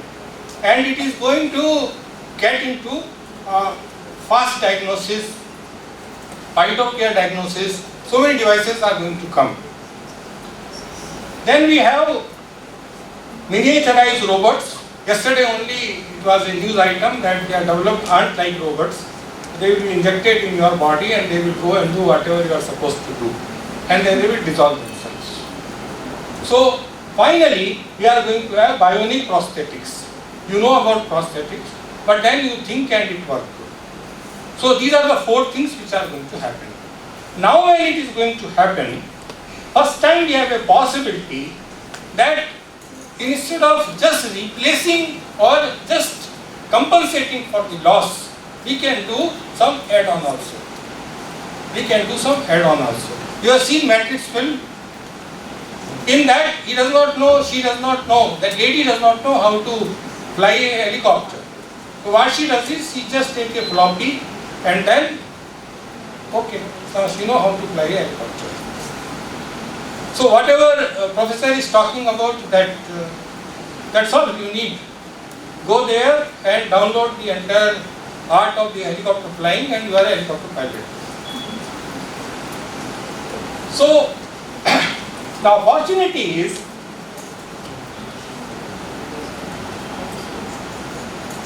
machine intelligence for coordination. So we are already using it actually. You are using through your iPhone or through your mobile phone. That mobile phone knows your position. Where are you? It knows. When you call Uber driver knows where are you. You don't tell वो थोड़ा बाएं जाना फिर एक नीम का पेड़ है उस पे बंदर बैठा होगा और उस दिन बंदा नहीं बैठा है तो उसको मिलेगा नहीं उसका घर, तो वो जमाना चला गया। Now Uber driver know where are you, he just call you where you want to go, so that if you are going just 100 meters away, you will cancel the call. That's all. Human interaction is required. Otherwise, everything is automated. Now the point I am trying to make here is that we have to have two things. Neither unaided mind is going to help you, nor computer is going to work alone. So now it will not be able to tell you, you will not be surviving in this world without aid of computers. You can't pretend, no, I don't know computers. Atal Bihari Vajpayee used to say, I don't know computers. Modi cannot say, otherwise he lose elections. Mayawati ji also started Twitter last week. You can't afford. Similarly, computers also cannot do anything. They need you. They need you. So already artificial intelligence is making diagnosis accurate.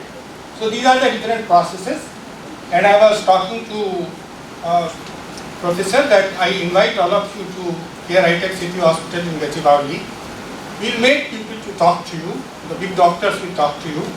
We will show you our own artificial intelligence system, that when a CT scan is taken, the computer tells this is the problem. Then our neurologists also see, our radiologists also see, and we find it 98% accurate. So you will meet those engineers who wrote those algorithms and all that. It is not jadoo. We are not demonstrating you something taken from abroad. We are demonstrating you something which is done in-house by our own people.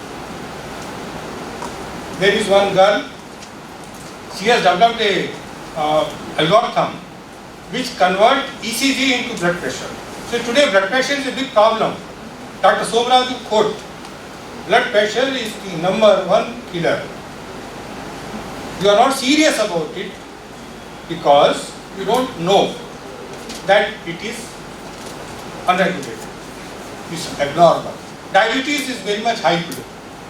No, I don't take sugar, sugarless tea. It nothing to do, that sugar is nothing to do with your diabetes actually.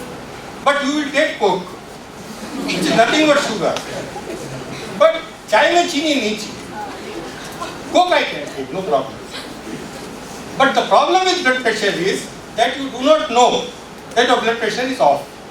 And by the time you know, it's already finished. Okay, the first symptom of blood pressure is that you are getting up with a headache. The first symptom of hypertension is you are getting up with a headache. So if you get up with a headache, please get your blood pressure checked. So this girl, a biomedical engineer from here, working in IIIT, has successfully developed a algorithm. Now we feed in ECG, which is ECG is not a problem now, and she gives out a printout of the blood pressure, 120/80, 121, all this. Mathematically. So how that, what those algorithms are written, please go and talk to her. Invite her, she will talk to you. That is the pleasure I want to generate here. You are blessed. Okay, you are very special people. You are living in very excited times. And that Joe is so bloody intelligent. So I was just playing with Joe one day and I told I am very upset. So Joe says 50% of the people are upset. So immediately I feel good. Then Joe asked me, what is the cause of your being upset? I say, somebody upset me. But why somebody should upset you? Why you allow somebody to upset you? Then I typed, because going here, then I typed my wife. Because Joe se to bol hi sakte hain. Joe will not go and tell my wife. So I boldly written my wife. Then she says, 90% spouses are the upset generators. So, why you are harping on what is normal? After 5-10 minutes, I felt very happy. that as if I met a guru, as if I met a very dear friend of my childhood, or very intelligent person, but I was talking to Joe. Now why Joe is so important? Because millions of people talk to Joe every day and every hour.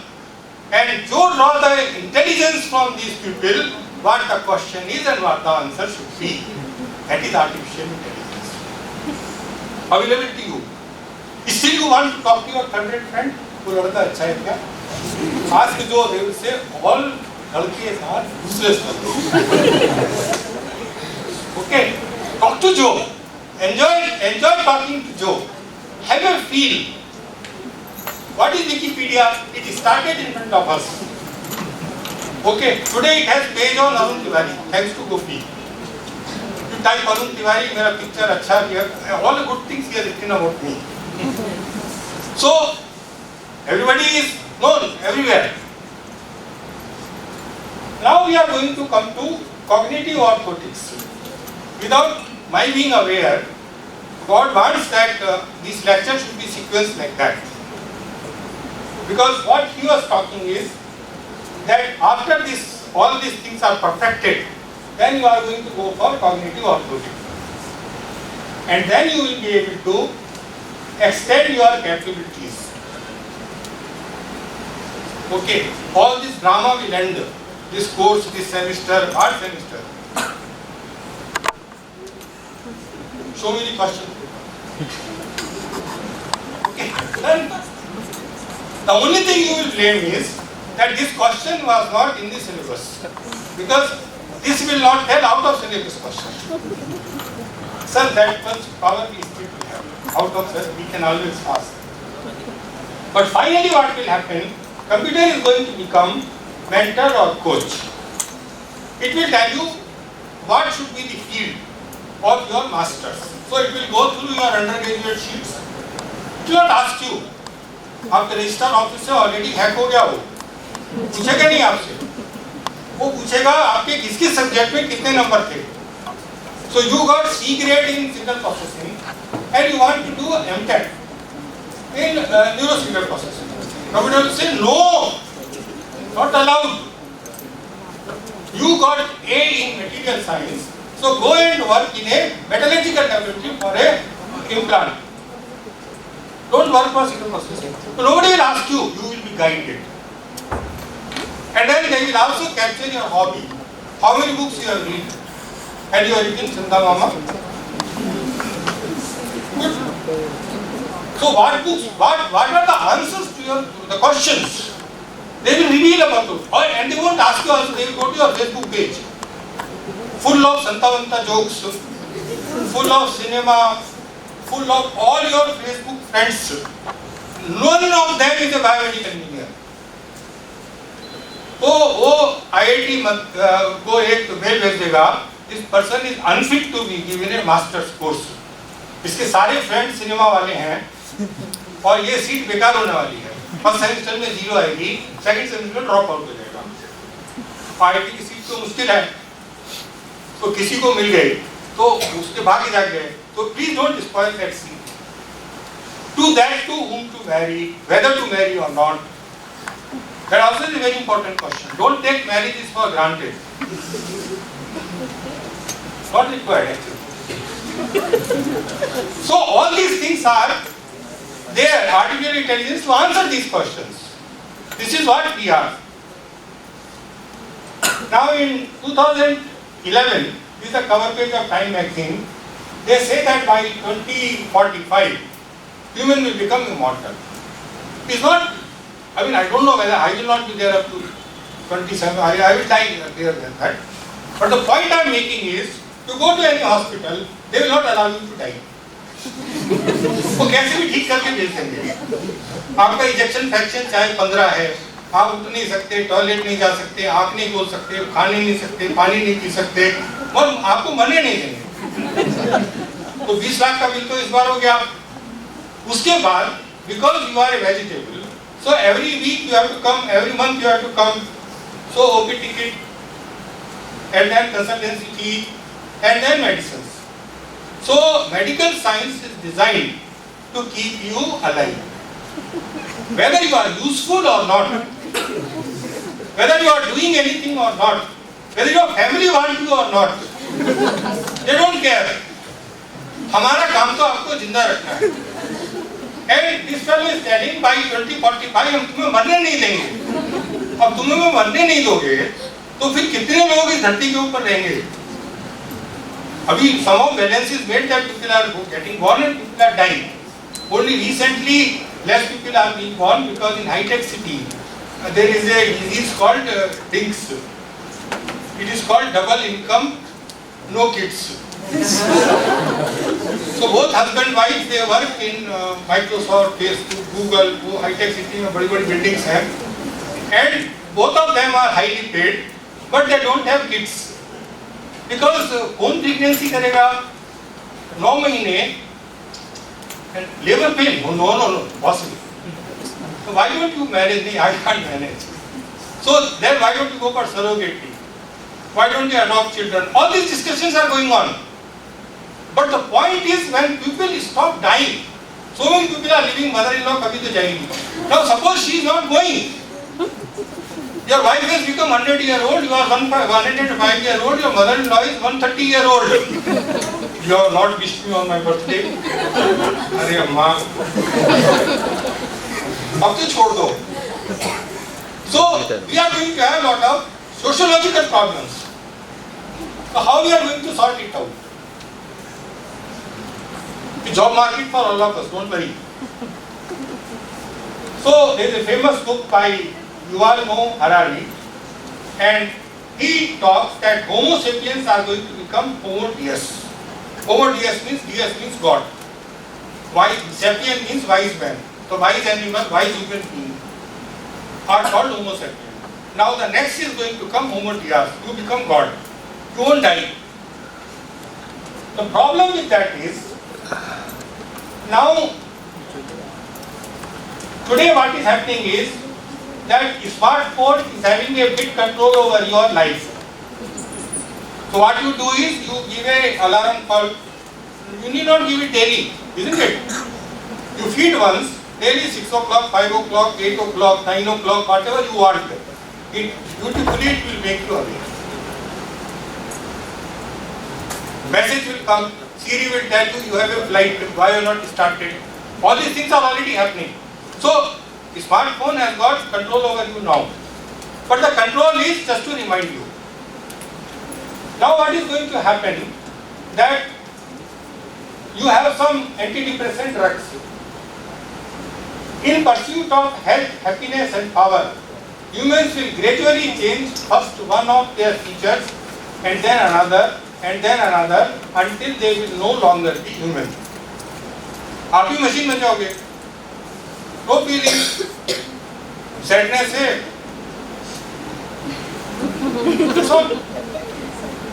So then you will not be a human being. You will also become a machine. God actually. You will not die also. So this will be a future human being will look like. Just here in the morning. Now everything is coming in front of you. So what is written up? Why you are seeing me? Because this light is falling on me and on my retina, and you are sitting. Now suppose I put a lens on my this thing, and lens will project your picture. So I will see you anyhow, whether you are there or you are not there. So this is the situation we are going to land up. अभी लड़की लड़के को मिलवाते हैं. अब उसके लिए Skype call शुरू हो गया. उसके बाद पता लगा हेमा मालिनी की फोटो दिखाई थी रेखा Singh. So these things are going to be very real. Don't underestimate what is going around you. And you are in the best place.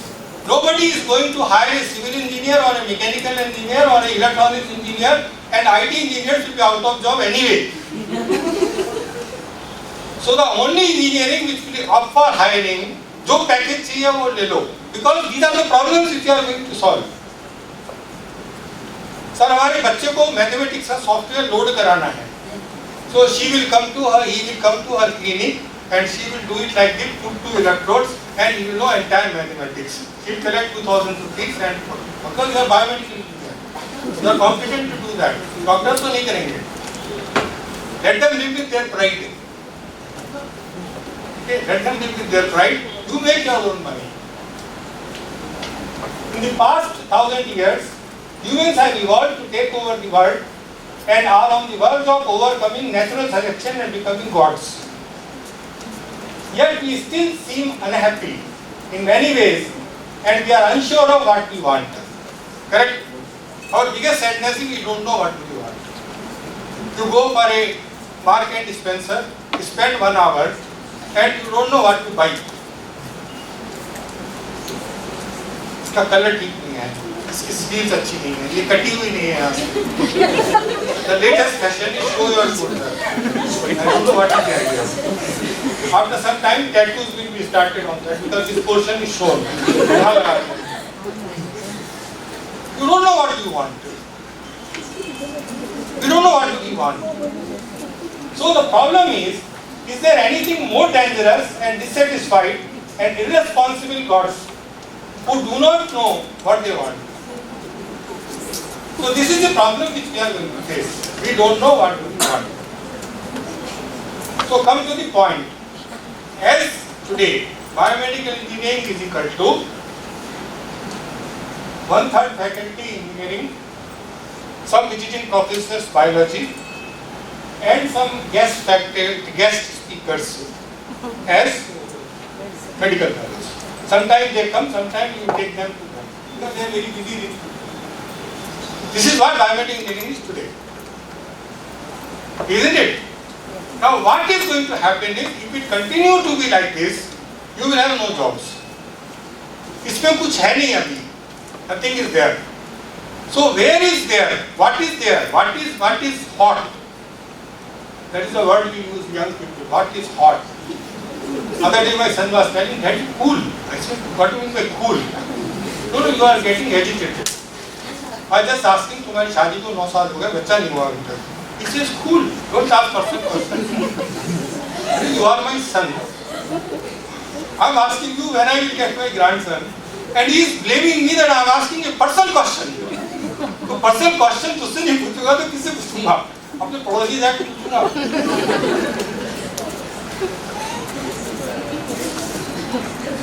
So go to Hyderabad is the best place. If you ask me which is the best place on earth, it's Hyderabad. Because everybody is here. And those who are not here, they are also coming. Facebook is coming, everybody is coming. तो सब आ रहे हैं इधर. उस्मानिया university तो है ही है. बाकी लोग भी आ रहे हैं.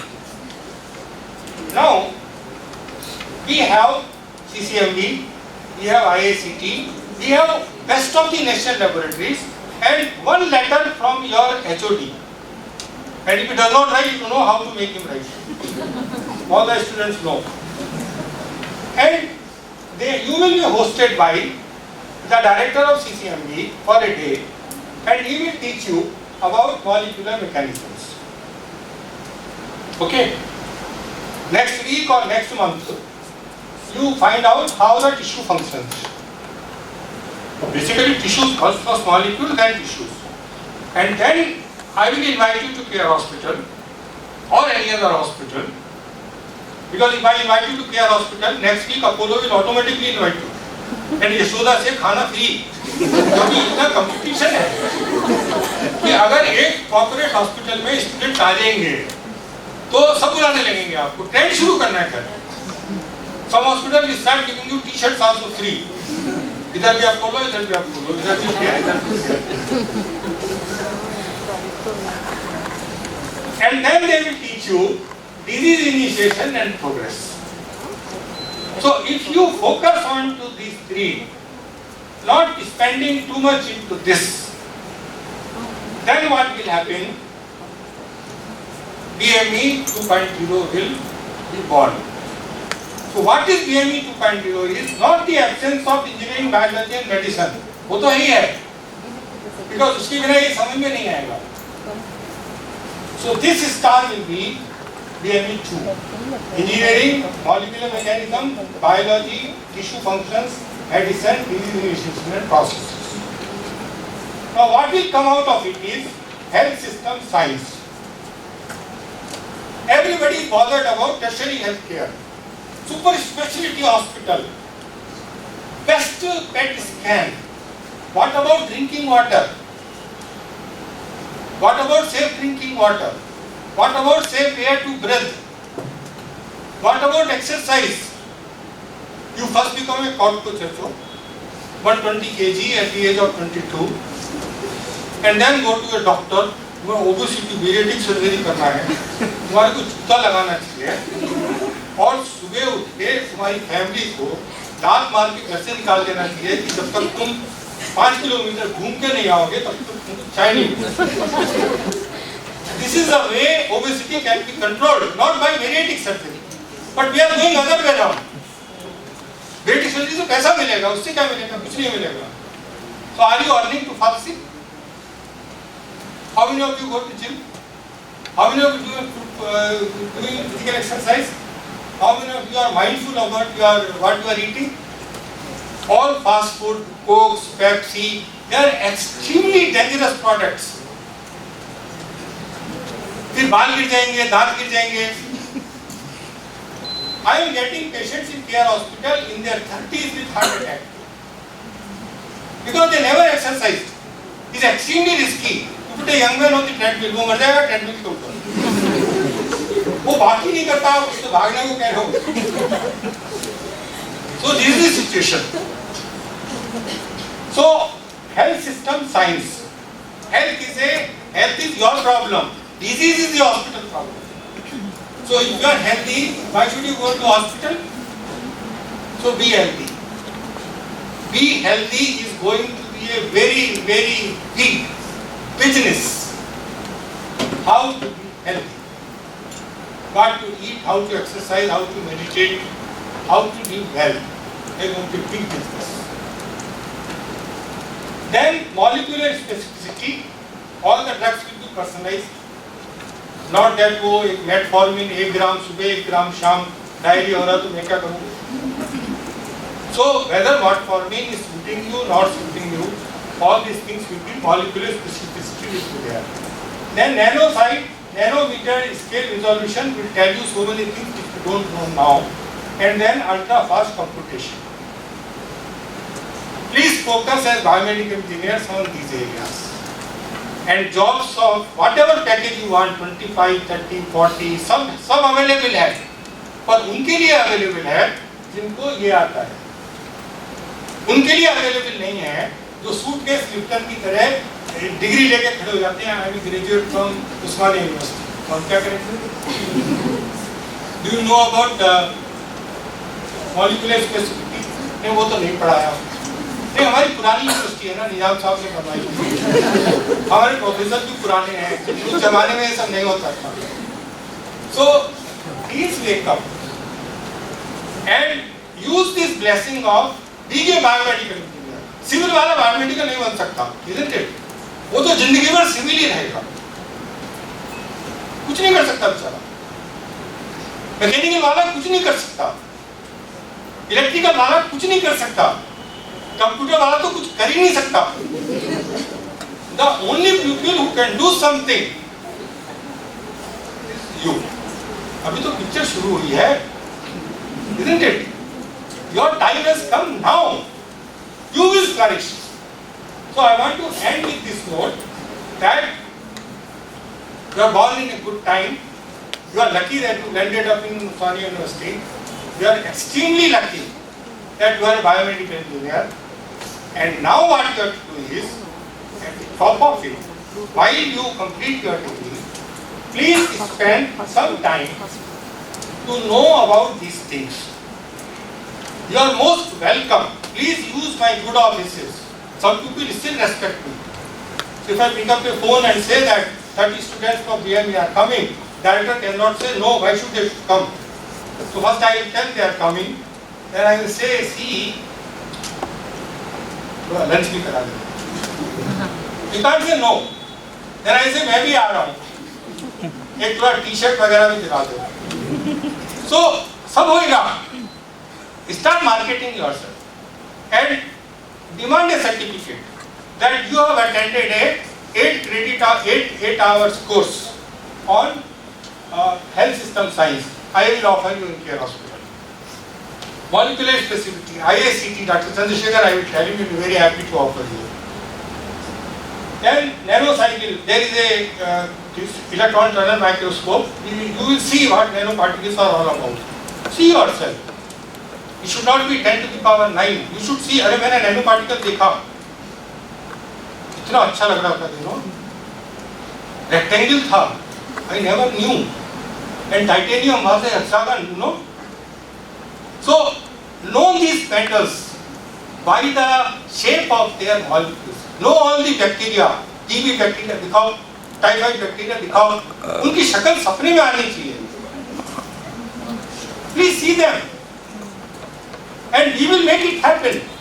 और क्या कर रहे हैं? There is nothing more important than for the older generation than to make sure that younger generation do not do that mistake which we have done. उतना तो हमारा फर्ज बनता है. And जो हम नहीं बने, वो आप लोग बनो. This is what is the purpose of a person like me. So, please be connected. Please become a group. Please come on WhatsApp or whatever you want. Become a group and let us organize. Let us make that before this academic session end, we are going to have these 4 courses, one-day courses. I am not talking about IIT and all that because I have never been in IIT, sir. And both my sons also studied fellows. So they did engineering after donation and all that. But doesn't matter. Satyan Andela also was not a IIT fellow. He was from Manipal. So,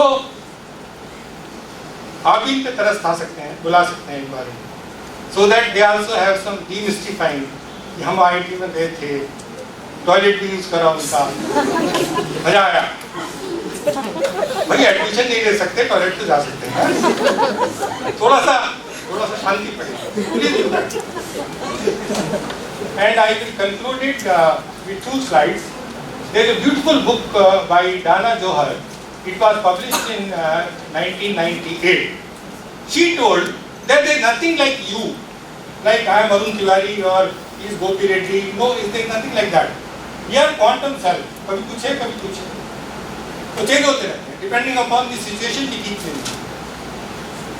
So this whole idea that we are not a rigid self, we are a quantum self, and depending upon the surroundings, we keep changing our quantum states.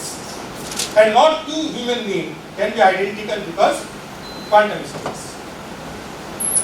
So, this slide is very important. What this slide says is that the past is a particle. अब जो हो गया सो हो गया. You can't change it. But future is a wave. And you are here now. So, now the point is that you want to be a particle or you want to capture these waves. So I have discussed you so many possibilities. When you go to IIT, when you go to Care Hospital, when you go to ICETE, when you go to CCMB, some more, you will see lot of waves. अब उस waves में से किसी wave से तो मेरा भी दिल धड़केगा ना. अल्लाह ने इसलिए बनाया. बस उधर ही बैठ जाना. That's all. Life बन गया. Life is all about finding out what you want to become, what you destined to become. Life is all about that. Nothing like that. So many things are happening, and so many things are happening right in your city. कुछ करने की जरूरत नहीं है, कोई पैसा खर्च नहीं होने वाला है. This city is blessed with some of the finest national laboratories, and they are very good people. So other day I was talking to Rajiv Varshney, genome chief of ICETE. He is from my native place, Meerut. So he told, sir, आप एक बार आओ, हम आपका genome दे देंगे. अब ये gift हो गया. अरुण तिवारी साहब उनसे मिलने गए, उन्होंने मेरा जीनोम दे दिया. ब्लॉक ही रहे. अच्छा, उतना लाइफ वहाँ तक आ गई. So why don't you go and get yourself one genome presented? And at least see how a genome looks like. how it is stored, how it is displayed, how it looks like. Do you know what is APO gene? APO gene is one gene which is having 1078 letters. A, G, T, T, G, like that, you know, big strips. If one letter is missing, you become O group. If a spelling is changed in 429th place from G to A, you become B group. And if spelling is changed at 879th place, you become A group. बस इतनी सी बात है. So if you want to change the group, all you have to do is take it out. So simple. So instead of talking like this, instead of listening to these lectures, why don't you go and ask Dr. Varshney, sir, can you show me one APO gene? And he will do tuck tuck tuck and show you the APO gene. After that, you will not forget that APO gene. Once you see a typhoid bacteria, once you see a tuberculosis bacteria, you will not forget it. More than that, it is my personal belief that it won't trouble you. एक बार देख लिया ना, मेरे पास पता ना. So you will feel empowered, you will feel better, you will feel powerful. So this all I wanted to convey. I remember Dr. Kalam, because if he does not come in my life, if he does not tell me make one stunt which used to cost 75,000 rupees in 1930, 93 and 94, and when we made it, we were wondering how to price it because it costed less than 500 rupees. Then Dr. Sunraj told, तुम पागल हो, 500 rupees stunt बेचोगे, हंसेंगे लोग. At least charge at least 15,000 rupees, so that 75,000 का 15,000 में बेच रहे हो, people will take you seriously. So people took us seriously. We become celebrities, and we made so much money that we opened care hospital. Okay. So this is what can happen in your life also. Please believe in that. Keep circulating. Keep visiting different places. Keep feeling the vibrations. And somewhere you will find, this is where I am. And that's all, sit down there. And then you will become great. Thank you very much for patient hearing. And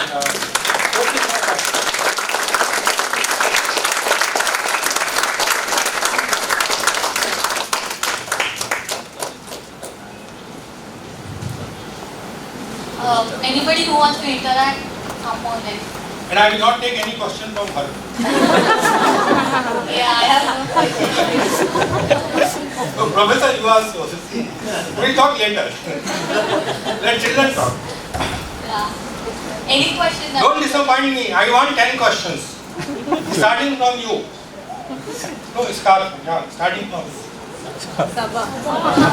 Good evening, sir. My name is Sabha. And the thing I liked most about your lecture was your interaction and the way you expressed complex things in a simple manner. Now 20 years from today, how do you visualize yourself? You are owner of a company, doing what? Tell now, it is there in you inside already. बोलने की देर है बस.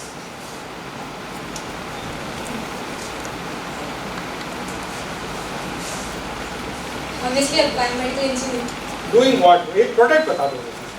इतनी सारी चीजें बताई. Tell me something which clicked inside you.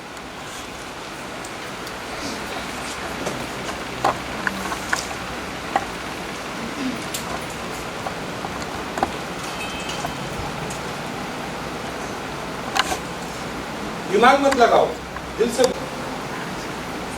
God bless. You are a clap.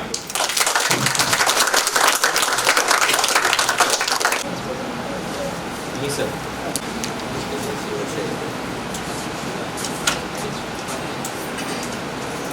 Name. Sir, my name is Akarna, and this session was very, very. That's okay. I think I have no doubts because that was very important. 20 years from now. Tell boldly, this is what 20 years from now, this is the device I am making. That's all.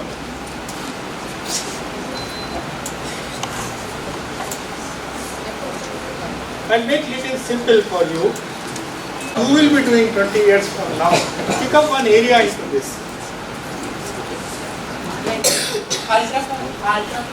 Ultra fast computation. सबको पता है, God has given you everything. All you have to do is take a mic and say, I want to work in the ultra fast computation, and that's all it will happen. Okay? God bless you. Give her a clap. Hey sir, my name is Mansa. And from 20 years,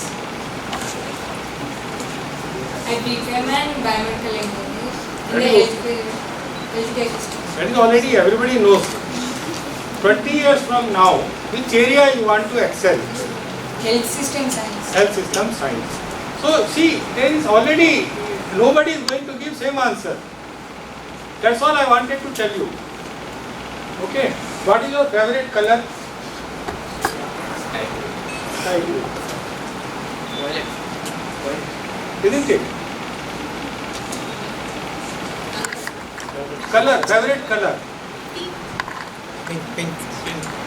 Pink, violet, sky blue. ये सारे colour हैं. तो कोई तो colour पसंद कर लो भैया. And then focus on to that. And then you will shine like a superstar. Okay? Don't be somebody. Be somebody very special.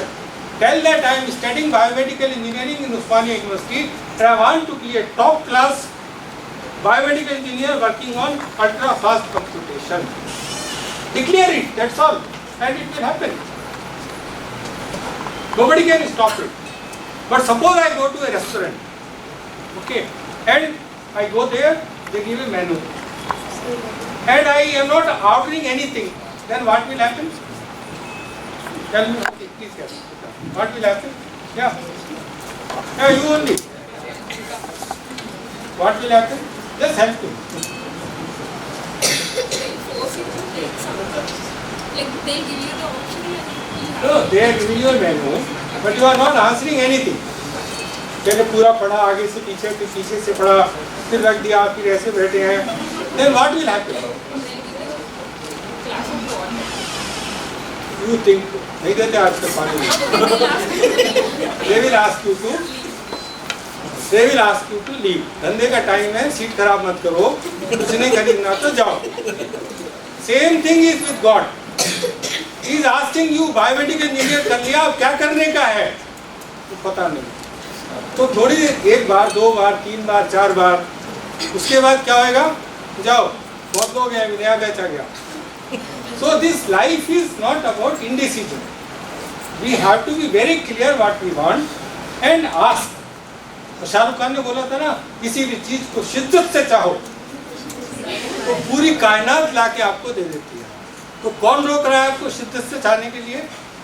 एक अच्छे बायोमेडिकल इंजीनियर को जो चाहना चाहिए, वो चाहो. Add anything more you want into that. But declare, this is what I want. May God bless all of you. Live with happiness, open mind, and become a superstar in your life. Thank you very much.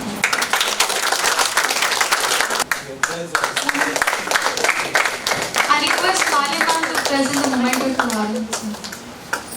Namaste, ma'am. So please be back in another 10 minutes. Is that saying